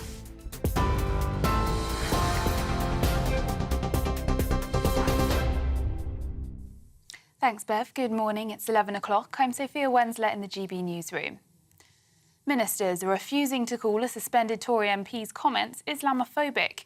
Senior Conservatives are under growing pressure after the former deputy chair of the party, Lee Anderson, criticised the London mayor. He's refusing to apologise and maintains Sadiq Khan has lost control of London to a tiny minority of extremists.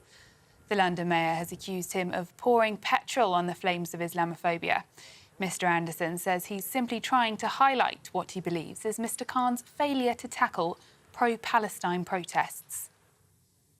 The Conservative Party is facing more backlash after MP Paul Scully claimed there were no-go areas in Birmingham and East London. The former minister made reference to areas with large Muslim communities, which he says he now regrets. West Midlands Mayor Andy Street responded by saying Westminster needs to stop the nonsense slurs. Meanwhile, MPs are warning protests are putting unsustainable pressure on police resources. They're calling on the government to give more support as demonstrations continue over Israel-Gaza war. A cross-party committee found that policing the protests between the 7th of October and the 17th of December last year cost forces more than £25 million. It's suggesting protest organisers give a longer notice period. Former Scotland Yard detective Peter Blexley says the marches are having a massive impact on resources. Thousands of officers are having to be brought into London to deal with these protests. And policing doesn't just have another box of police officers it can open. Officers are being taken from other commitments elsewhere.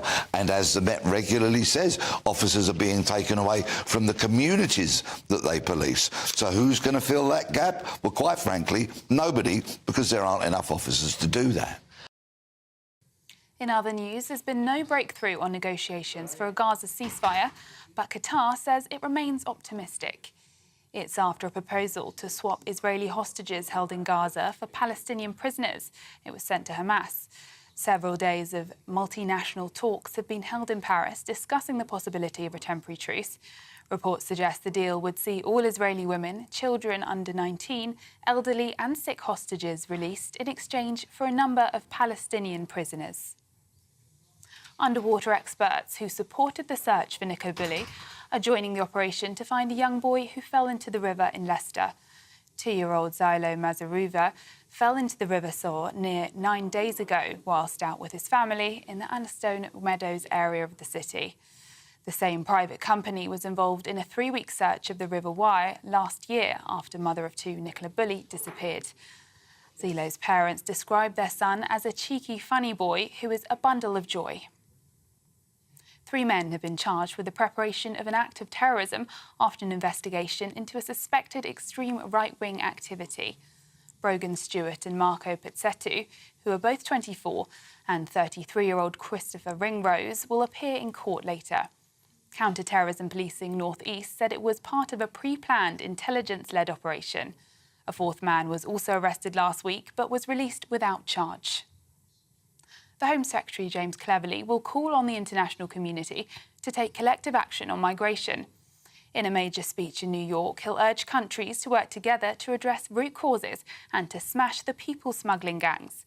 He'll also say that doing the right thing by migrants doesn't necessarily mean relocating them to the UK. And Labour vows to tackle misogyny in schools if they win the next general election.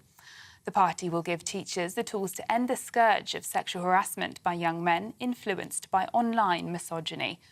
Under new plans, boys will mentor younger male pupils on how to call out misogyny in the classrooms. Recent data from Ofsted found the mention of the term sexual harassment in schools grew by more than 3,000% between 2019 and 2022. Shadow Education Secretary Bridget Phillipson said it's a growing issue. It is a big problem, and the reports that I hear from students and staff alike is that this can involve bullying online of a sexual nature, misogynistic comments, but also sadly within the classroom as well. So sometimes towards staff or students, unacceptable behaviours, physical intimidation and misogynistic language and attitudes. And I believe we've got a responsibility to tackle it. And the Prince of Wales has pulled out of a memorial service due to a personal matter. Prince William had been due to attend a memorial service for the late King Constantine of Greece, who was his godfather. Kensington Palace didn't elaborate, but confirmed the Princess of Wales, who is recovering from abdominal surgery, continues to be doing well. And for the latest story, sign up to GB News Alerts by scanning the QR code on your screen or go to gbnews.com/alerts. Now it's back to Andrew and Bev.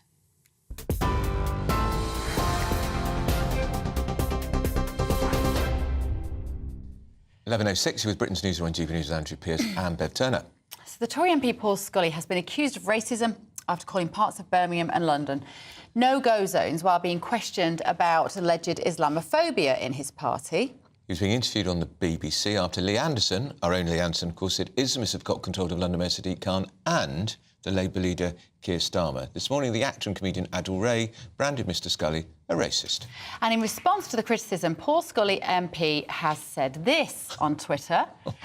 As someone who has stood up and indeed championed British Muslims for a decade, to end up as seen as espousing division and likened to Katie Hopkins, who is not here to defend herself, I'll bow out of the conversation and leave the two sides to argue. He goes on to say, I've always said that language matters. Yeah, it does.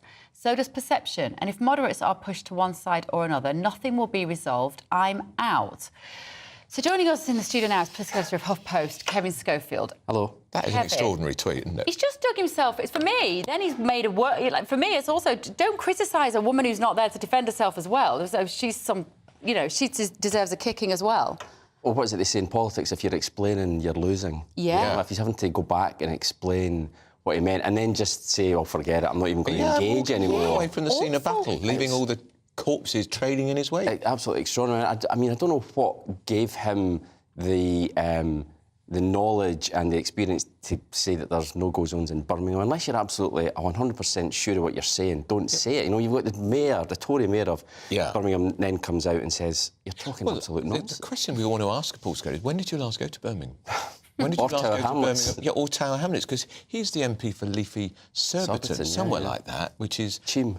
Yeah, Cheam. So in Surrey. So what does he know about it? I don't know why he decided to wade into it. I mean, if one thing, I suppose it's taken heat off Lee Anderson for half an hour, you know, but it was just a bizarre, it was so random, completely out of the blue. The thing is, we do have to be able to have this conversation, and I'm sort of going to defend Paul Scully for a minute, because there are some people, and a lot of them are in touch with the show this morning, who will say there are parts of the city that I grew up in, the town that I grew up in, that I no longer feel at home there, and I don't feel I can relate to the culture.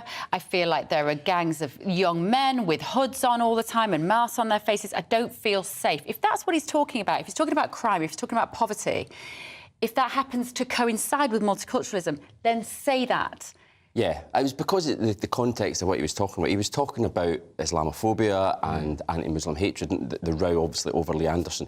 To then just lob in no-go zones, then clearly people make the link. That is what he was talking about. You're right, people can talk about areas, we all grew up in areas where, well, you don't want to go down that street at night because it's a little bit dodgy, but, you know, that's nothing to do with religion. It was the fact that he linked those two things together is what's got him into hot water. Yeah, the Tory party, of course, won't get into this definition of Islamophobia. They don't accept it. No. That's their position. The Liberal Democrats have, Labour have, other parties have. They say anti-Muslim hatred. That's what they say. Yeah. Are they right to do that? Because Islamophobia is a fairly recent construct. It is, and it's very difficult. If you've got different definitions, if different people have different interpretations of it, it's probably wise to steer clear of it, because Islamophobia can mean one thing to one group and one thing completely different to another group. So anti-Muslim hatred, I guess, is much more precise and easily understandable. And people can relate to it. Absolutely. But I think the problem the Conservatives have got themselves into, though, is that they won't really even engage in that. I mean, we had Tom Tugendhat yesterday. He's the security minister. He said anti-Muslim hatred, that Lee Anderson was suspended because of anti-Muslim hatred. Yeah. But Rishi Sunak won't go anywhere near that. Oliver Dowden wouldn't go anywhere near that at the weekend. So they've got themselves into a real muddle. And it's because they want him back. They don't want to lose him. Yeah, but I mean, I don't see a way back for him now, because, you know, he's not apologised. He's not going to apologise. He's been very clear about that. So, you know, where is the ladder that he climbs up, if you make my metaphors, to get back into the party? I just don't see it. And Richard Tice, no stranger to this programme, is rubbing his hands with glee at the idea, Chris Hope was saying, our poll editor, he might cross the floor and join Reform. That would be massive for Reform and disaster for the Tories. Well, yeah, considering last month he was a deputy chairman of the Tory party, to then cross the floor, as you say, would be pretty remarkable. I mean, he's obviously flirting with Reform. He wasn't ruling it out last night. And he'd maybe feel more comfortable in Reform than he would in the present-day Conservative. I mean, look, all politicians have got enormous egos from what I can see, and there's a part of Lee Anderson that's quite enjoying being in the middle of this particular storm and getting some sort of professional capital from it as well. But where does it leave the Conservative Party and Rishi Sunak? Because I'm wondering, instead of suspending him straight away, shouldn't Rishi Sunak have possibly given him an opportunity to explain himself? Because it is about the words. I keep banging on about this, but this whole issue is about language and choosing the right words. This isn't about racist action. This isn't about somebody coming to apply to be Lee Anderson's PA and saying, I'm not going to employ you because you're a Muslim. It's not the tangible results of racism and discrimination. It's about words. And maybe Sunak should have just stopped and said, right, I'm going to give... Lee Anderson has spoken... Perhaps he's misspoken. Explain what you mean, Lee, before he suspended him. Well, the line on Saturday when he lost the whip was that he had it taken off him because he refused to apologise. So obviously there were conversations going on to try and get him to apologise. He refused to do that, so they had the whip withdrawn. But then weirdly, yesterday morning, Rishi Sunak was out and about and he was saying he lost the whip because of what he said, not because of refusing to apologise. So, you know, again, there's confusion.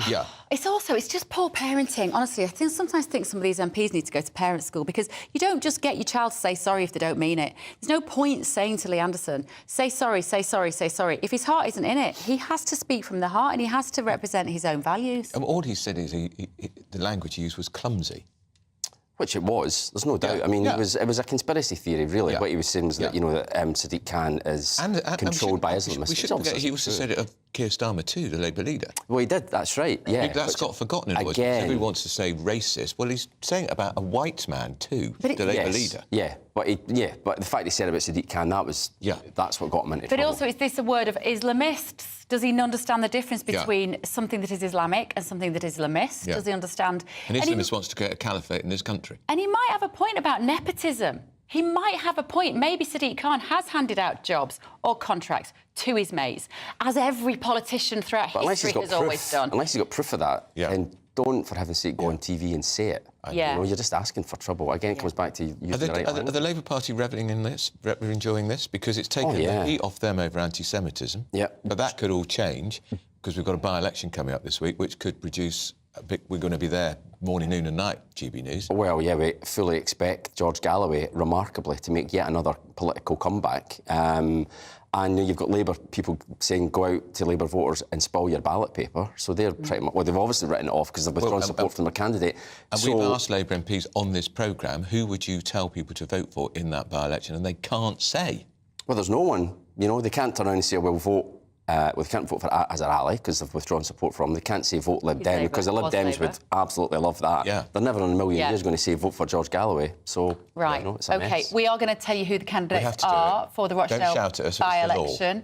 Azhar Ali was Labour, but if he's elected, he basically will be independent. But it'd be Labour on the ticket. Mark Coleman, Independent. Simon Danchuk, Reform UK. Ian Donaldson, Liberal Democrat. Paul Ellison, Conservative. George Galloway, Workers' Party of Britain. Michael Howarth, Independent. William Howarth, Independent. Guy Otten, Green Party. Raven Rodent, Subortner, Official Monster Raving Loony, and David Tully, Independent. Thank you, Kevin Schofield. Good to see you. Now, we've been talking a lot about these no-go zones in the programme, but why do we apparently have them, according to Paul Scully? Is it mass migration? Well, this afternoon, the Home Secretary will make a speech in New York on how global action is needed to reform the migration policy. Joining us now is our Home Security Editor, Mark White. Mark, I think you know exactly what the Home Secretary is going to say. Tell us, what's he saying over there, and is he right? This is all feeding into what's been happening in the Tory party. It is one of the consequences of mass migration to this country. Well, yes, he will talk about a growing issue, a growing crisis, really, that requires an international effort along the same lines as the international effort against the climate crisis, because according to the Home Secretary, it is as serious in terms of how it will impact the globe in the years to come. We've had these predictions, of course, of as many as 1 billion people, maybe even more, in the years ahead who will be on the move because of various issues in terms of poverty, famine, war, the lack of opportunities at home. And so what James Cleverly will tell his audience in New York this afternoon is that the international community should get together and look at the way forward, look at issues around tackling this global crisis in migration. Now, he puts the UK forward as being a leading example of what to do in terms of tackling migration. I'm not quite sure how accurate that really is, of course. I mean, he's talking about the groundbreaking Rwanda policy, but of course that's 2 years ago that was first announced by Boris Johnson, and not a single flight so far has left for Rwanda, and that appears to be some way off yet before we ever see any flights heading to Rwanda. On the issue as well of trying to encourage people to stay in their home countries and to develop opportunities for people in their home countries to stop them travelling abroad. Well, you've got the UK, where net migration last year was more than 750,000, latest figures from the Office for National Statistics. And although they are predicting that it will fall, it's still going to settle around about 350,000 people in terms of net migration. So that's a big issue for the UK to tackle as well, in terms of the demand that it has for people to come, for migrants to come to this country to take up jobs. OK, thank you very much, Mark. It'll be interesting to see what comes out, what James Cleverly says. In an election year, you've got to get the tone of that right. And let me tell you, he's on manoeuvres, because they all are. Yeah. He'll be a contender for the leadership. He's got a pretty safe seat there in Essex. And, of course, he's got an immigration issue in his own constituency, because they're trying to move migrants into a former RAF camp in his constituency? Scampton. Is it that one? One of them. Anyway. Right, still to come. This misgendered murderer, the trans cat killer, Scarlett Blake, was described by a woman today by most British news outlets. And our panel will discuss why this might be. It won't happen here on GB News. We like to get our facts right. And we could call that person a monster. Much more accurate. See you in a minute.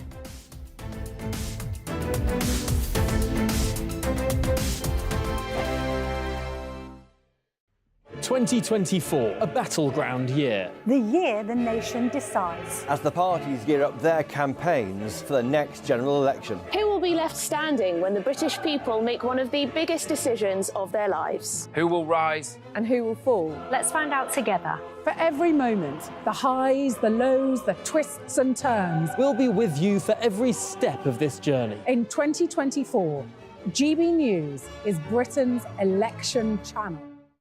Martin Daubney, weekdays from 3 p.m. Welcome to the show. Superb stuff, great footage. So you're right in the thick of it there. What's the mood on the ground?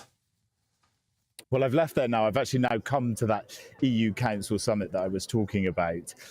It's still pretty chaotic. The entire city of Brussels has been completely clogged with these tractors, sort of 3 abreast in most of the roads across the city. The people of Brussels aren't particularly happy. I mean, this is sort of reminiscent for some people of the Just Stop Oil protests, you know, people gluing themselves, people are unable to get to hospital appointments, and there's a lot of upset about the district.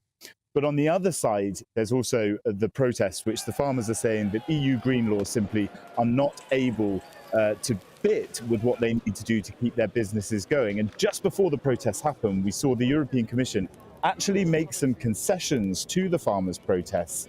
And this is on the demands that were put on them to set aside somewhere in the region of 5% of their land for regrowing for biodiversity. A lot of the farmers have said that's not possible, and the European Commission has said that they can delay that coming in. So they have won a small concession with these protests. And Jack, there's a feeling as well, a huge dissatisfaction that the European Union has managed to find 50 billion euros in aid to send to Ukraine, and yet farmers in particular are on the receiving end of net zero targets, taxation on diesel and endless red tape. So many farmers, Jack, saying they're measuring ditches to see if they have to drain them or not. There are minimum requirements on the width of battery hen enclosures. Endless red tape, as Jeremy Clarkson pointed out in Clarkson's farm in Britain. They've simply had enough, and they're shouting, Ursula von der Leyen, we are here. I think the most exciting bit for me is talking to people. People who I think are ignored often by the major news channels.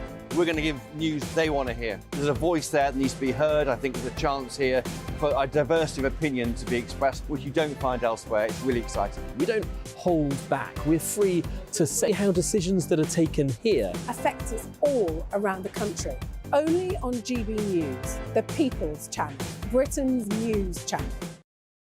I'm Christopher Hope. And I'm Gloria Di Piero, bringing you PMQ's Live here on GB News. Every Wednesday, we'll bring you live coverage of Prime Minister's questions when Rishi Sunak and Sir Keir Starmer go head-to-head in the House of Commons. We'll be asking our viewers and listeners to submit the questions that they would like to put to the Prime Minister, and we'll put that to our panel of top politicians in our Westminster studio. That's PMQ's Live here on GB News, Britain's election channel.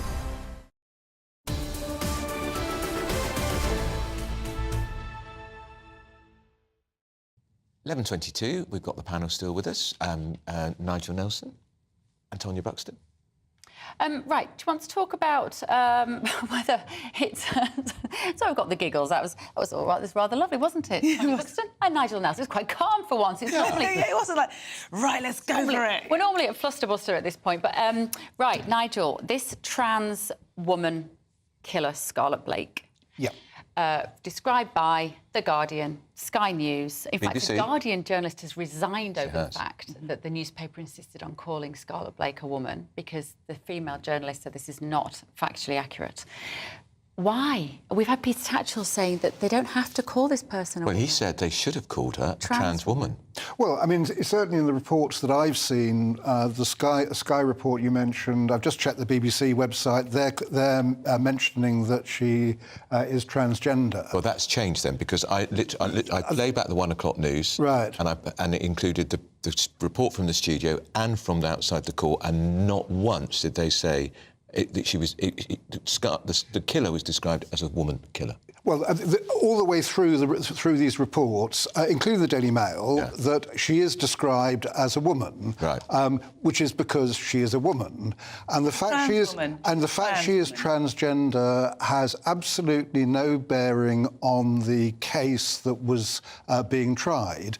Where it does have a bearing is that she'll serve her sentence in a male prison, and that is where the description of her as transgender comes in. Because they've decided the killer is a bloke, hence going to a male prison. Well, I mean, they've decided that the suitable place for her is a male prison. I mean, I don't know the details about that. What we don't know, obviously, is quite how transgender she is. I mean, how she has surgery or something like that. It looks like not. Yeah. But certainly under the official position in this country, under the Gender Recognition Act, she is a woman. Peter Tatchell was interesting. He said that the should have called that person, that killer, that monster, let's be clear, monster, actually. Cruel monster. A cruel monster should have called them a transgender Well, woman. I couldn't, I fell off my seat when Peter Tatchell said that. I literally fell off my seat. Because that's really what we have been arguing for the whole time. I am a woman. I'm not a cis woman. I'm a woman because I was born a woman. And The others are trans women, and that's absolutely fine. It's absolutely great. But the point that J.K. Rowling was making is the fact that these are not our crimes. So they were registering this trans woman, which is a biological male, I think, with biological male tackle, as a woman. And therefore, you know, it's not our crimes. It goes down in statistics. Are you giggling because of the tackle giggling at the comment? fact that you... Well, what did you want me to say? Yes, no, tackle is good. I mean, that's the easiest, like, you know, I could say the P word, but I thought better not. And it's also that they're basically, this isn't journalism, this is ideologically driven trollop, isn't it? And why You does know, it it's matter? trot. Because statistics matter. Because Yes, statistics they do. will lead to research and to funding, Nigel. And therefore, if there are a number of trans women crimes committed by trans women, going down as women committed crimes, this is the point J.K. Rowling was making, that's just factually wrong. Well, it's not factually wrong. The trouble is that no one here would accept that she is a woman. That's the issue that we... It's a trans woman. Whether you do it again, but no one will accept that she is a woman. She's not a biological woman, she's a trans woman. OK, well, I think she is a woman, OK? Why? That's because you think gender is not nature, it is nurture. It is how you self-define your gender, which is different to your biological sex. That's right. It feels, not facts, is it, Nigel? Feels, not facts. Well, biological sex can't be changed, I accept that. But you've just changed it. Biological sex can't be changed, gender can be changed. And the official position in this country for the last 20 years has been if you live in your acquired gender for 2 years and you have a diagnosis of gender dysphoria, and you decide then that you want to be a woman, that will appear on your birth certificate, that will appear on your driving licence and any other official documents. Right. So that is the official position in this country. So she is a woman for those purposes. But you can see how this will skew statistics in the long run. So when somebody looks back at the levels of crime in 2024 and they go, oh gosh, there was a spike in the number of women who committed crimes in 2024. What was wrong with those women? That needs to be clear that those are trans women because of political policy, financial decisions, education that will be made going forward. Surely it matters. But you want to have a separate sort of section for trans women when it comes down to criminal convictions. The definition of Nigel. I think that could be helpful. I think it's really helpful if you're a trans man or trans woman. And it should say so. This was a trans woman with a criminal conviction, who, by the way, I would say was guilty of some of the worst sort of distorted male violence. I mean, the word monster is absolutely right. Yeah. I mean that she was a monster, that she blended a cat after torturing it, she garroted her victim. So, yeah, absolutely, she is a monster. Monster is a reasonable description, and it's not gender-based either. No, but... It's not, but as we said, I think across the board, going forward, you know, I embrace trans people. It's something that they're going through, and that's absolutely fine. But they are trans men or trans women, and there has to be a differentiation. And that is why this person has gone into a male prison, Nigel. Yes, that's right. Put women in male this prisons. is why the reporting then had to include the fact that she was a trans woman because she's going into a male prison. But as far as the case goes, the gender was irrelevant. But thank God for GBNews. Yes. Can I just say, in a day when this is being reported in every other media outlet, the headline is woman murders person and blends a cat. Woman. Thank God for us, actually. We're the only people who are telling this as it is. You're very welcome here, Nigel. I can see you. But also, we should thank God yet again for J.K. Rowling, who is very brave on this issue, because she will get a heap of abuse over this. I admire that woman so much, because she could just sit on her piles of money and not get involved, but she is a true fighter for women. And a true feminist. And a true feminist, absolutely. Right, should we talk about something much more serious, about the fact that we're not going to get any more funding in the budget next week, apparently, for the military, Nigel? Yes, this is a report in the Telegraph today, which we've got the budget coming up next Wednesday, and apparently that the Ministry of Defence won't be getting anything extra. The question, obviously, is where... I mean, Jeremy Hunt can't spend money on everything. It's because the money's already gone to Ukraine. Exactly. Money that probably would have gone to Ministry of Defence. He's announced an extra £2.5 billion, which hasn't gone yet. That would have been presumably, Nigel, money that would have gone. Well, it could have done. I mean, you're talking about our total aid to Ukraine has been over £7 billion. Yeah, it's going to get to 12. But I don't think that's the reason. I think the reason that the MOD can't have money is because Jeremy Hunt wants to get some election sweeteners in, which are tax cuts. Yeah, it's embarrassing. We've got what are they called? Aircraft carriers that they're anchored in Portsmouth Harbour because they can't move. We have a military system that's not functioning. That's a fact. And this has been a problem for many years. Yeah. It's a really incompetent system. So right from the top, they needed to get someone in to sort it out, clear it up, and make sure things are working.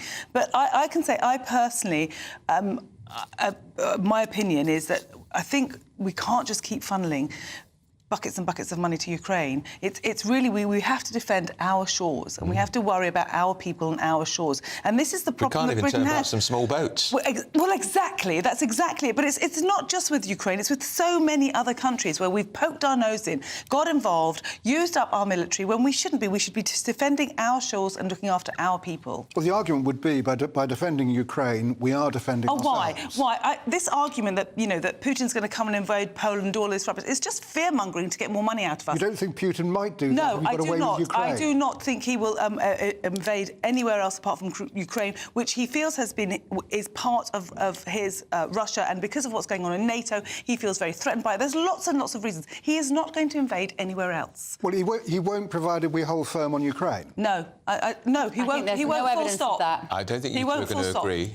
We've got to move on. Right, still to come. And there's this extraordinary story that Royals arrived for a major event, but Prince William was pulled out of a speaking engagement in Windsor Castle just hours before he was due to deliver it. Personal reasons. Very unusual. That's all after your morning's news with Sophia Wensler.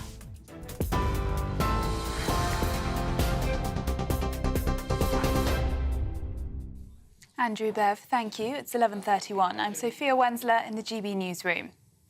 Ministers are refusing to call a suspended Tory MP's comments Islamophobic. Senior Conservatives are under growing pressure after the former deputy chair of the party, Lee Anderson, criticised the London mayor. He's refusing to apologise and maintains Sadiq Khan has lost control of London to a tiny minority of extremists. The London mayor has accused him of pouring petrol on the flames of Islamophobia. Mr Anderson says he's simply trying to highlight what he believes is Mr Khan's failure to tackle pro-Palestine protests. The Conservative Party is facing more backlash after MP Paul Scully claimed there are no-go areas in Birmingham and East London.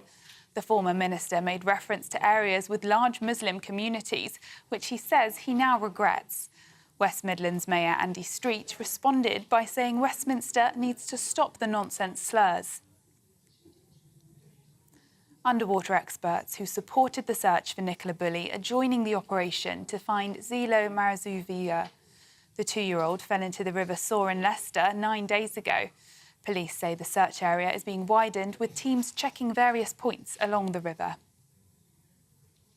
And Queen Camilla is leading the royal family at memorial service for the late King Constantine of Greece. The Prince of Wales, who was due to deliver a reading at the service, has pulled out due to personal reasons. Kensington Palace didn't elaborate, but confirmed the Princess of Wales, who is recovering from abdominal surgery, continues to be doing well.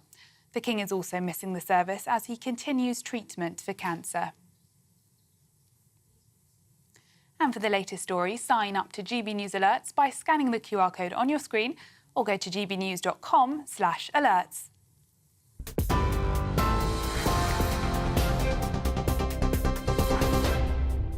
For exclusive, limited edition and rare gold coins that are always newsworthy, Rosalind Gold proudly sponsors the GB News Financial Report.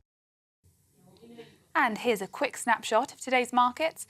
The pound will buy you $1.2684 and €1.1688.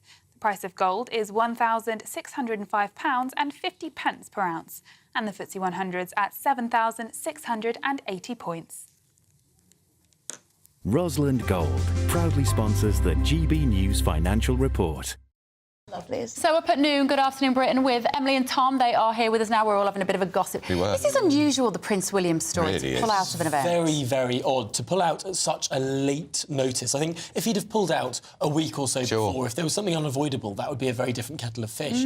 But it's a very last-minute event, and unusually, perhaps, for this royal family, which has been more open about a lot of the issues it's facing, where in previous decades the royal family has been a lot more closed. We're not getting any information about this. And the thing is, this is going to fuel all sorts of lurid speculation because the Princess of Wales is sick. Yes, could the it King have has got something to do with cancer. her? Is it something to do with her? Has he got health issues? Is it something to do with the children? And there's been a huge amount of speculation in the United States about what sort of cancer the King might have. It's not appropriate to do over here, of course, but I mean, there are some huge, huge concerns there. And so there are big Well, I hope he's all right. about... Let's hope everything's OK. Hopefully, he just didn't fancy it. No, don't think it's that, Emily. It can't this be was a that. big one. He was due to do a reading. It was the more his godfather. Yeah, exactly. King Constantine of Greece was very close to the current king and incredibly close to the late Queen and Prince Philip. What's going on in the royal family?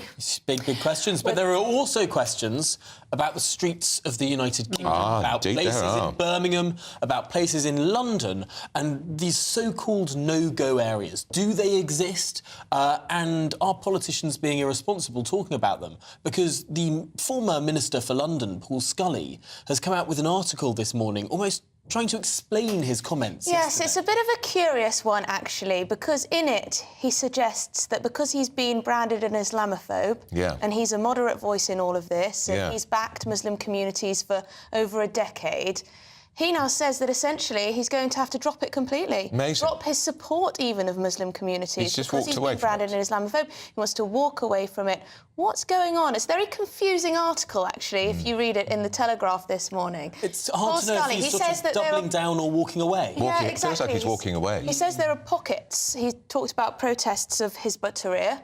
Yeah. He talks about vigilante Muslim patrols in some areas.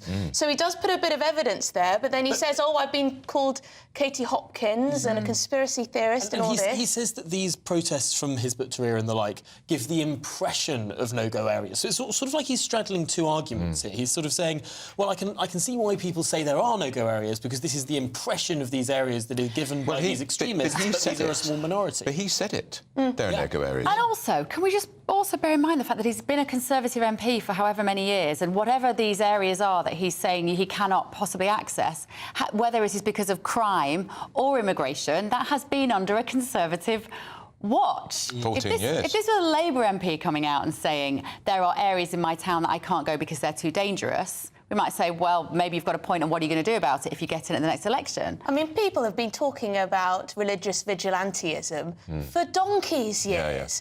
I mean, go back 20 years, people were worried about this, and yet it seems that not much has been done about it all, and now it's resurfacing. We have a bit of a debate about it on politicians, then it gets lost again. But it mustn't be closed down, this debate, by people shouting racist. No. Because then why can't we have this But you know what's a very annoying article from Paul Scully, actually? He says, I'm a moderate voice, I'm stepping out of this. Yeah, which is ridiculous. OK, great. Well, thank you very much for being our representative. Yeah, but there are people who genuinely feel alienated in their own communities.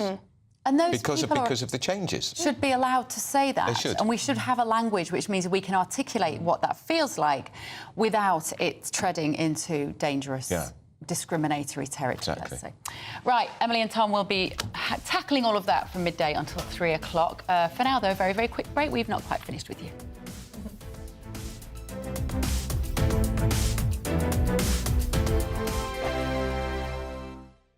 When the news happens, it happens here. And really important breaking news. Breaking news this morning. On TV, radio and online, the news starts here on Britain's Newsroom. All the biggest stories and the answers that you need from across the UK and beyond. Join Britain's Newsroom from 9:30 on GB News. The People's Channel, Britain's news channel. The Camilla Tominey Show, Sunday mornings from 9:30. We had Grant Shapps on last week. He was talking about how defence spending is now creeping up to 2.25% of GDP. Ben Wallace's predecessor suggested it should be 3%.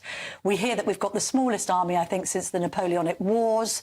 Numbers are down. There's a question as to whether we can staff frigates in the Red Sea. Why haven't we sent aircraft carriers? What's your impression of the situation? Well, I don't think it matters how much you spend, it's how effectively you spend it. And we spend it very ineffectively. We have lots of scandals about defence spending. And I think partly because of the monopoly position of some of our defence suppliers, we don't get good value and we don't get reliability. This latest story in the Telegraph is that HMS Diamond, which is our ship, which is out there defending the Red Sea, doesn't have the capability of firing a missile from the ship to the land, so it can't participate in the attacks on the Houthis. So in order that we can participate in the attacks, we're flying RAF aircraft from Cyprus, which is a very long way away. When I was Defence Secretary, I ordered cruise missiles for our nuclear-powered, but not nuclear-armed submarines. And I think we have 6 or possibly 7 of those. But last autumn, it was reported that 5 of those were out of commission, were not available. We have about 21 aggressive surface ships. So we've got 2 aircraft carriers, then we've got frigates, and we've got destroyers. But at any one time, you can count on about half of those not being available because they're under refit or whatever. So we have a minimal surface fleet now. And for whatever reason, it doesn't seem that we're able to deploy a submarine to the area that can fire cruise missiles. Our 2 aircraft carriers, built at enormous expense, are sitting in Portsmouth. Which seems to most people ludicrous, well, at least with what's going on. It doesn't seem ludicrous to me. I'm Andrew Doyle. Join me at 7 o'clock every Sunday night for Free Speech Nation, the show where I tackle the week's biggest stories in politics and current affairs with the help of my 2 comedian panellists and a variety of special guests. Free Speech Nation, Sunday nights from 7 on GB News, the People's Channel, Britain's news channel. In the GB Newsroom, we bring you the news as it happens. With our team of dedicated journalists across the UK, we're ready to give you accurate reporting every day. When the news breaks, we'll be there with bulletins on GB News, the People's Channel, Britain's news channel.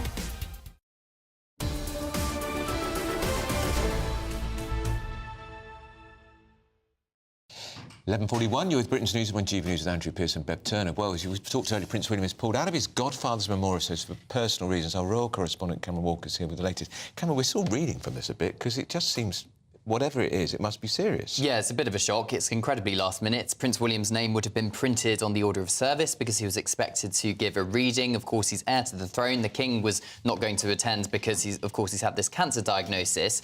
But he's pulled out last minute, which suggests to me it's got to be a pretty significant personal reason, as Kensington Palace says, as to why he's decided to pull out. Now, I'm told that the Princess of Wales is still doing very well. I've also been told, literally in the last minute, that the King's health is nothing to do with the Prince of Wales's personal reasons, so we don't need to, panic about that kind of thing.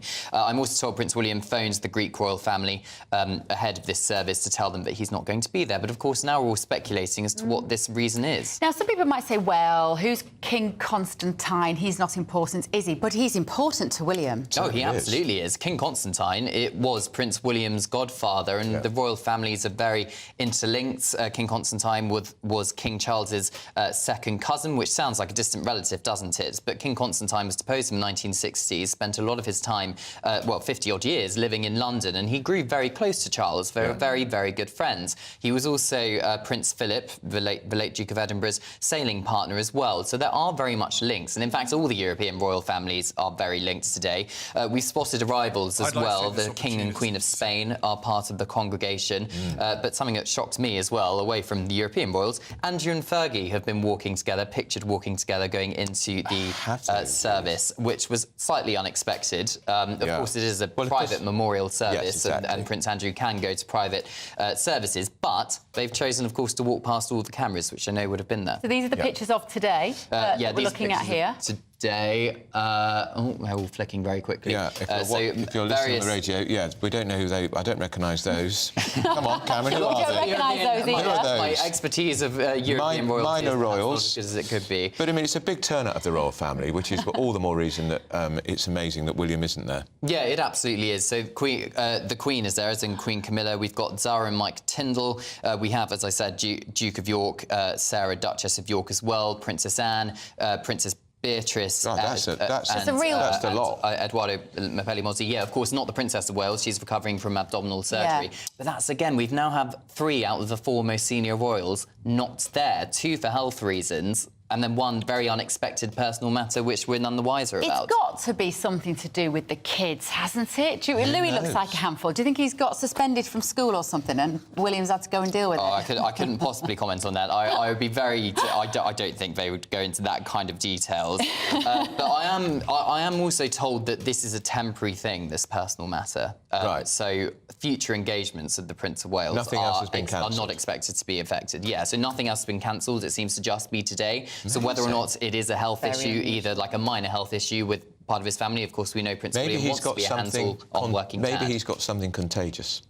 Well, quite possibly, and of course he won't want to give it to others, but Kensington Palace are not going into any further details other than saying that it's a personal matter. Kensington Palace also has form for keeping private medical details private. Of course, the Princess of Wales has not gone into any more details about her abdominal surgery. When Prince William had COVID back in 2020, they kept that very quiet to avoid panicking the public.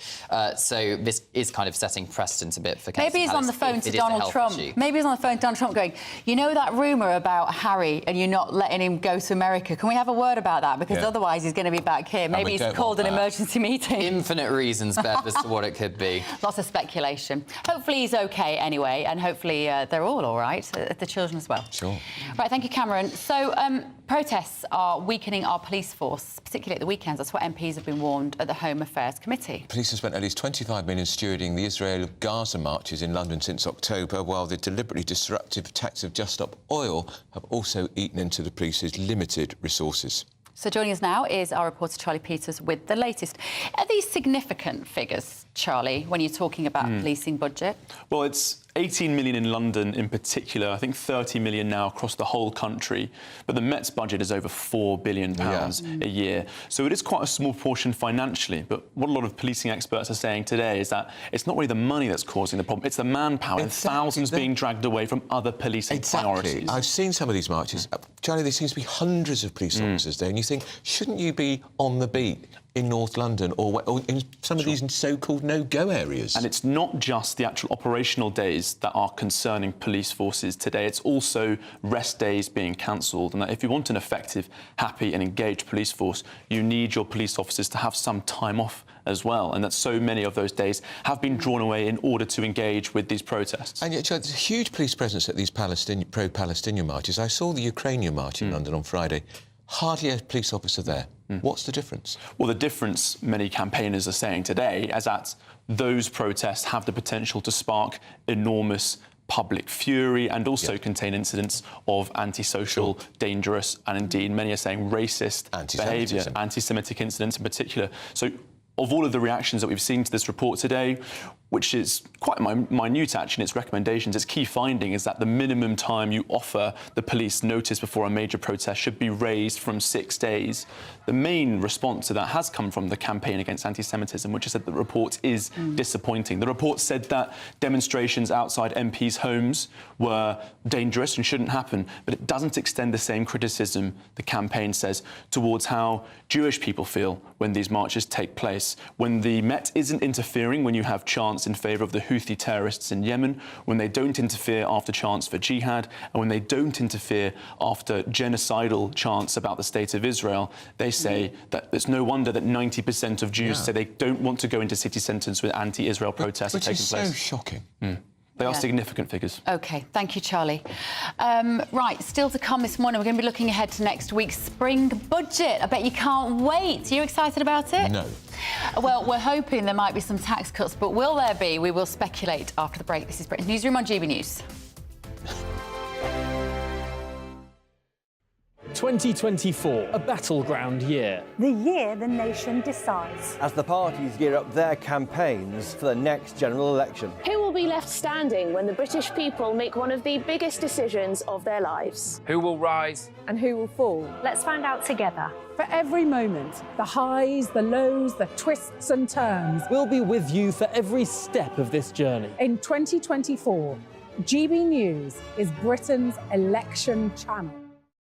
Good afternoon, Britain.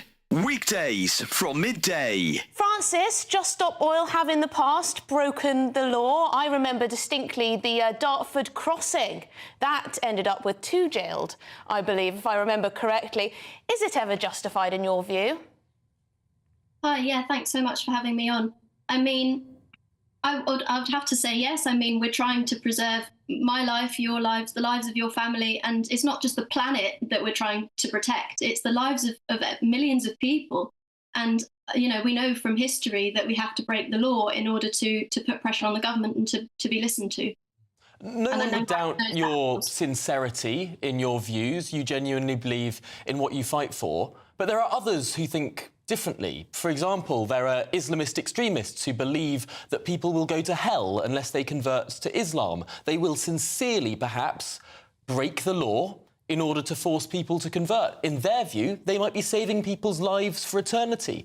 There might be abortion activists who say that babies are being murdered and to save their lives we need to break the law to stop people having abortions. Why do you get to say that your moral conviction is the one that's right and other people's individual moral conviction are those that are wrong? So what's really integral to the Just Stop Oil campaign is the fact that it is a non-violent campaign. That's what separates us from the examples that you've just given. We're absolutely dedicated non-violence, both as a tactic and as a principle. So though we might be breaking the law... If individuals take it upon themselves to break the law for whatever their course is, surely the way that we decide what society wants in general is democratic and within the law. Well, of course, we know also that protest is absolutely integral to maintaining and upholding a democracy, and in particular, non-violent protest. I mean, I really can't express to you how severe this situation is, and I'm sure you know this. I'm Michelle Dewberry, and I'm not here to tell you what to think. I'd much rather hear what you have to say. So, send in your opinions to gbviews@gbnews.com. Keep them clean, and you never know, I might read them out. With my panel here on Jubes & Co, we debate, we get stuck into the issues of the day on a show where all views are welcome, especially yours. GB News, the People's Channel, Britain's news channel.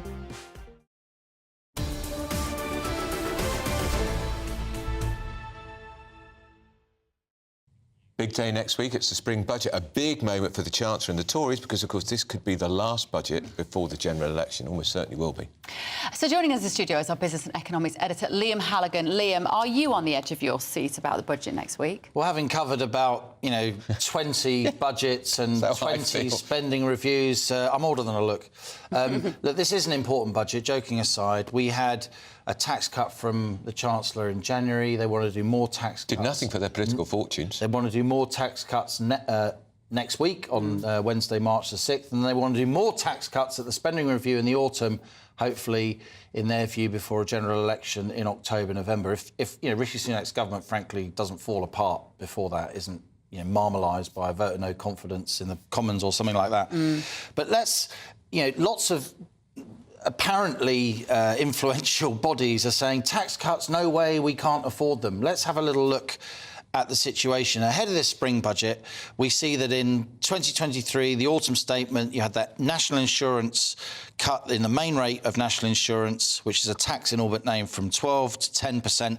That was implemented in January, just after Christmas. Jeremy Hunt, the Chancellor, now says he wants smart tax cuts that boost the economy, so that's more like income tax cut rather than an inheritance tax cut, so affecting lots and lots of people. Has he come up with that word, smart tax cuts? Yeah, that's what he's come up with. That's what he's come up with. Focus group within an inch of its life. That is your technocrat speak right there. There you smartphone. go. The Institute for Fiscal Studies, the IFS, very influential body, politically neutral. They say that the current case for tax cuts is weak, if we can... There it is.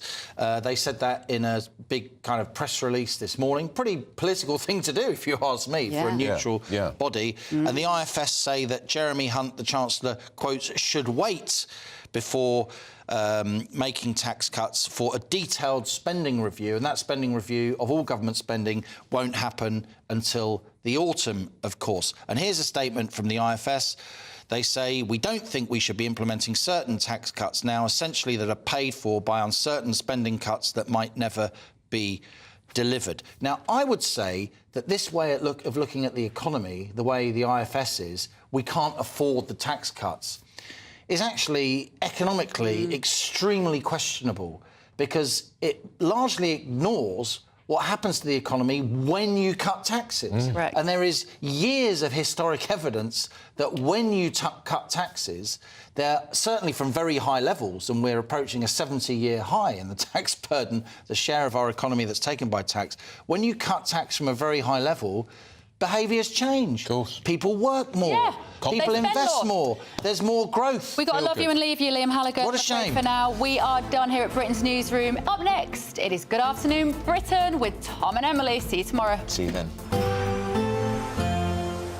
Looks like things are heating up. Boxed boilers, sponsors of weather on GB News.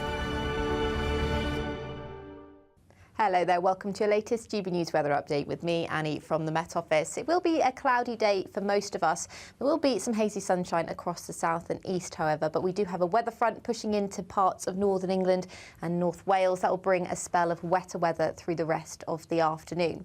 Behind it, though, it will turn brighter for parts of Northern Ireland and Scotland, but there are some blustery showers to come. Those showers will fall as snow over the hills of Scotland as well.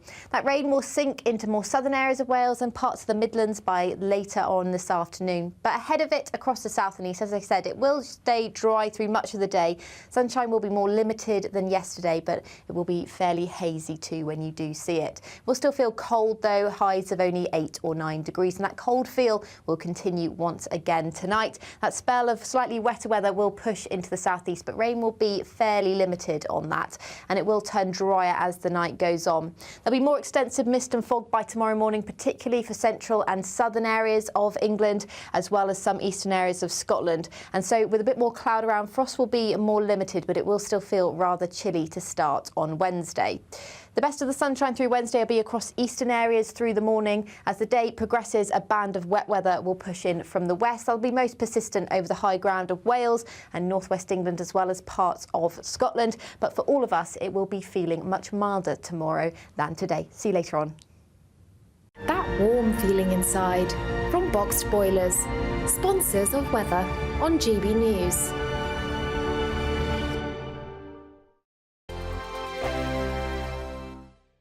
In the GB Newsroom, we bring you the news as it happens. With our team of dedicated journalists across the UK, we're ready to give you accurate reporting every day. When the news breaks, we'll be there with bulletins on GB News, the People's Channel, Britain's news channel. Lee Anderson's Real World, Fridays from 7 p.m. Dr. Jane Jones, who's the clinical lead for Care After Combat. Yeah. Jane, thanks for coming. And just tell me a little bit about your organisation. What do you do? OK, well, thank you for having me here so we can talk about Care After Combat. So we are an organisation, a charity, who work into the prison system, working with military veterans who've somehow got involved with the justice system and... So there's quite a high population of ex-servicemen and women in our prisons. Why is that, do you think? So 2014, the government did a review of who was resident in UK prisons, and what they found were that military veterans are the highest occupational group, and this obviously raises some concerns. Yeah. So the government wanted to do something about that, and so they supported Care After Combat initially just as a scoping exercise, really, to see if there was any way we could help these men and women actually, understand the problems that led to offending behaviour and go on to lead successful lives. So what sort of offending behaviour are we talking typically for people that's in prison that's actually served in our armed forces? Primarily, it's violence. Yeah. So that is the highest offence that we work with. Okay. But of course, the military, as with everybody else, it's the full range of offender behaviour. OK, so we're in a pub, Jane, Dr. Jane, and I guess for some people, the odd tip of alcohol is good, a bit of fun of a weekend, relax, let your hair down. But for some people, alcohol is not always their best friend, and I guess that plays a part in some of your veterans that end up inside. Yeah. Absolutely. So, speaking from my own experience, a good 2/3 of the people I work with have some kind of mental health problem or mental health difficulty, struggling to either adapt into civilian life or with some of the traumas they've experienced during service. People might self-medicate with alcohol to manage some of those thoughts and feelings. Yeah. Your weekend starts here with Friday Night Live with me, Mark Dolan, 8 till 9 on GB News. Big stories, big guests and big laughs as we get you ready for a cracking weekend. That's Friday Night Live with Mark Dolan. Fridays 8 till 9 on GB News. Bring your own drinks. The admission's free. Have a great Saturday night with me, Leo Curse, on the Saturday Night Showdown. It's a crazy world out there, so come and make fun of it with me, my panel of comedians, and a couple of people who actually know what they're talking about.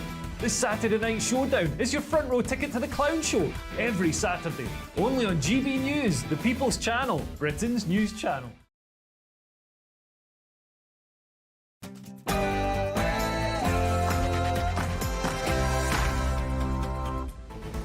Good afternoon, Britain. It's 12 o'clock on Tuesday, the 27th of February. Lee Anderson has refused to rule out defecting to the Reform Party as the row over his comments enters its fourth day. Home Secretary James Cleverly has called on the former Tory Deputy Chairman to apologise, and the Liberal Democrats have now tabled a motion of censure in the House of Commons. No-go areas.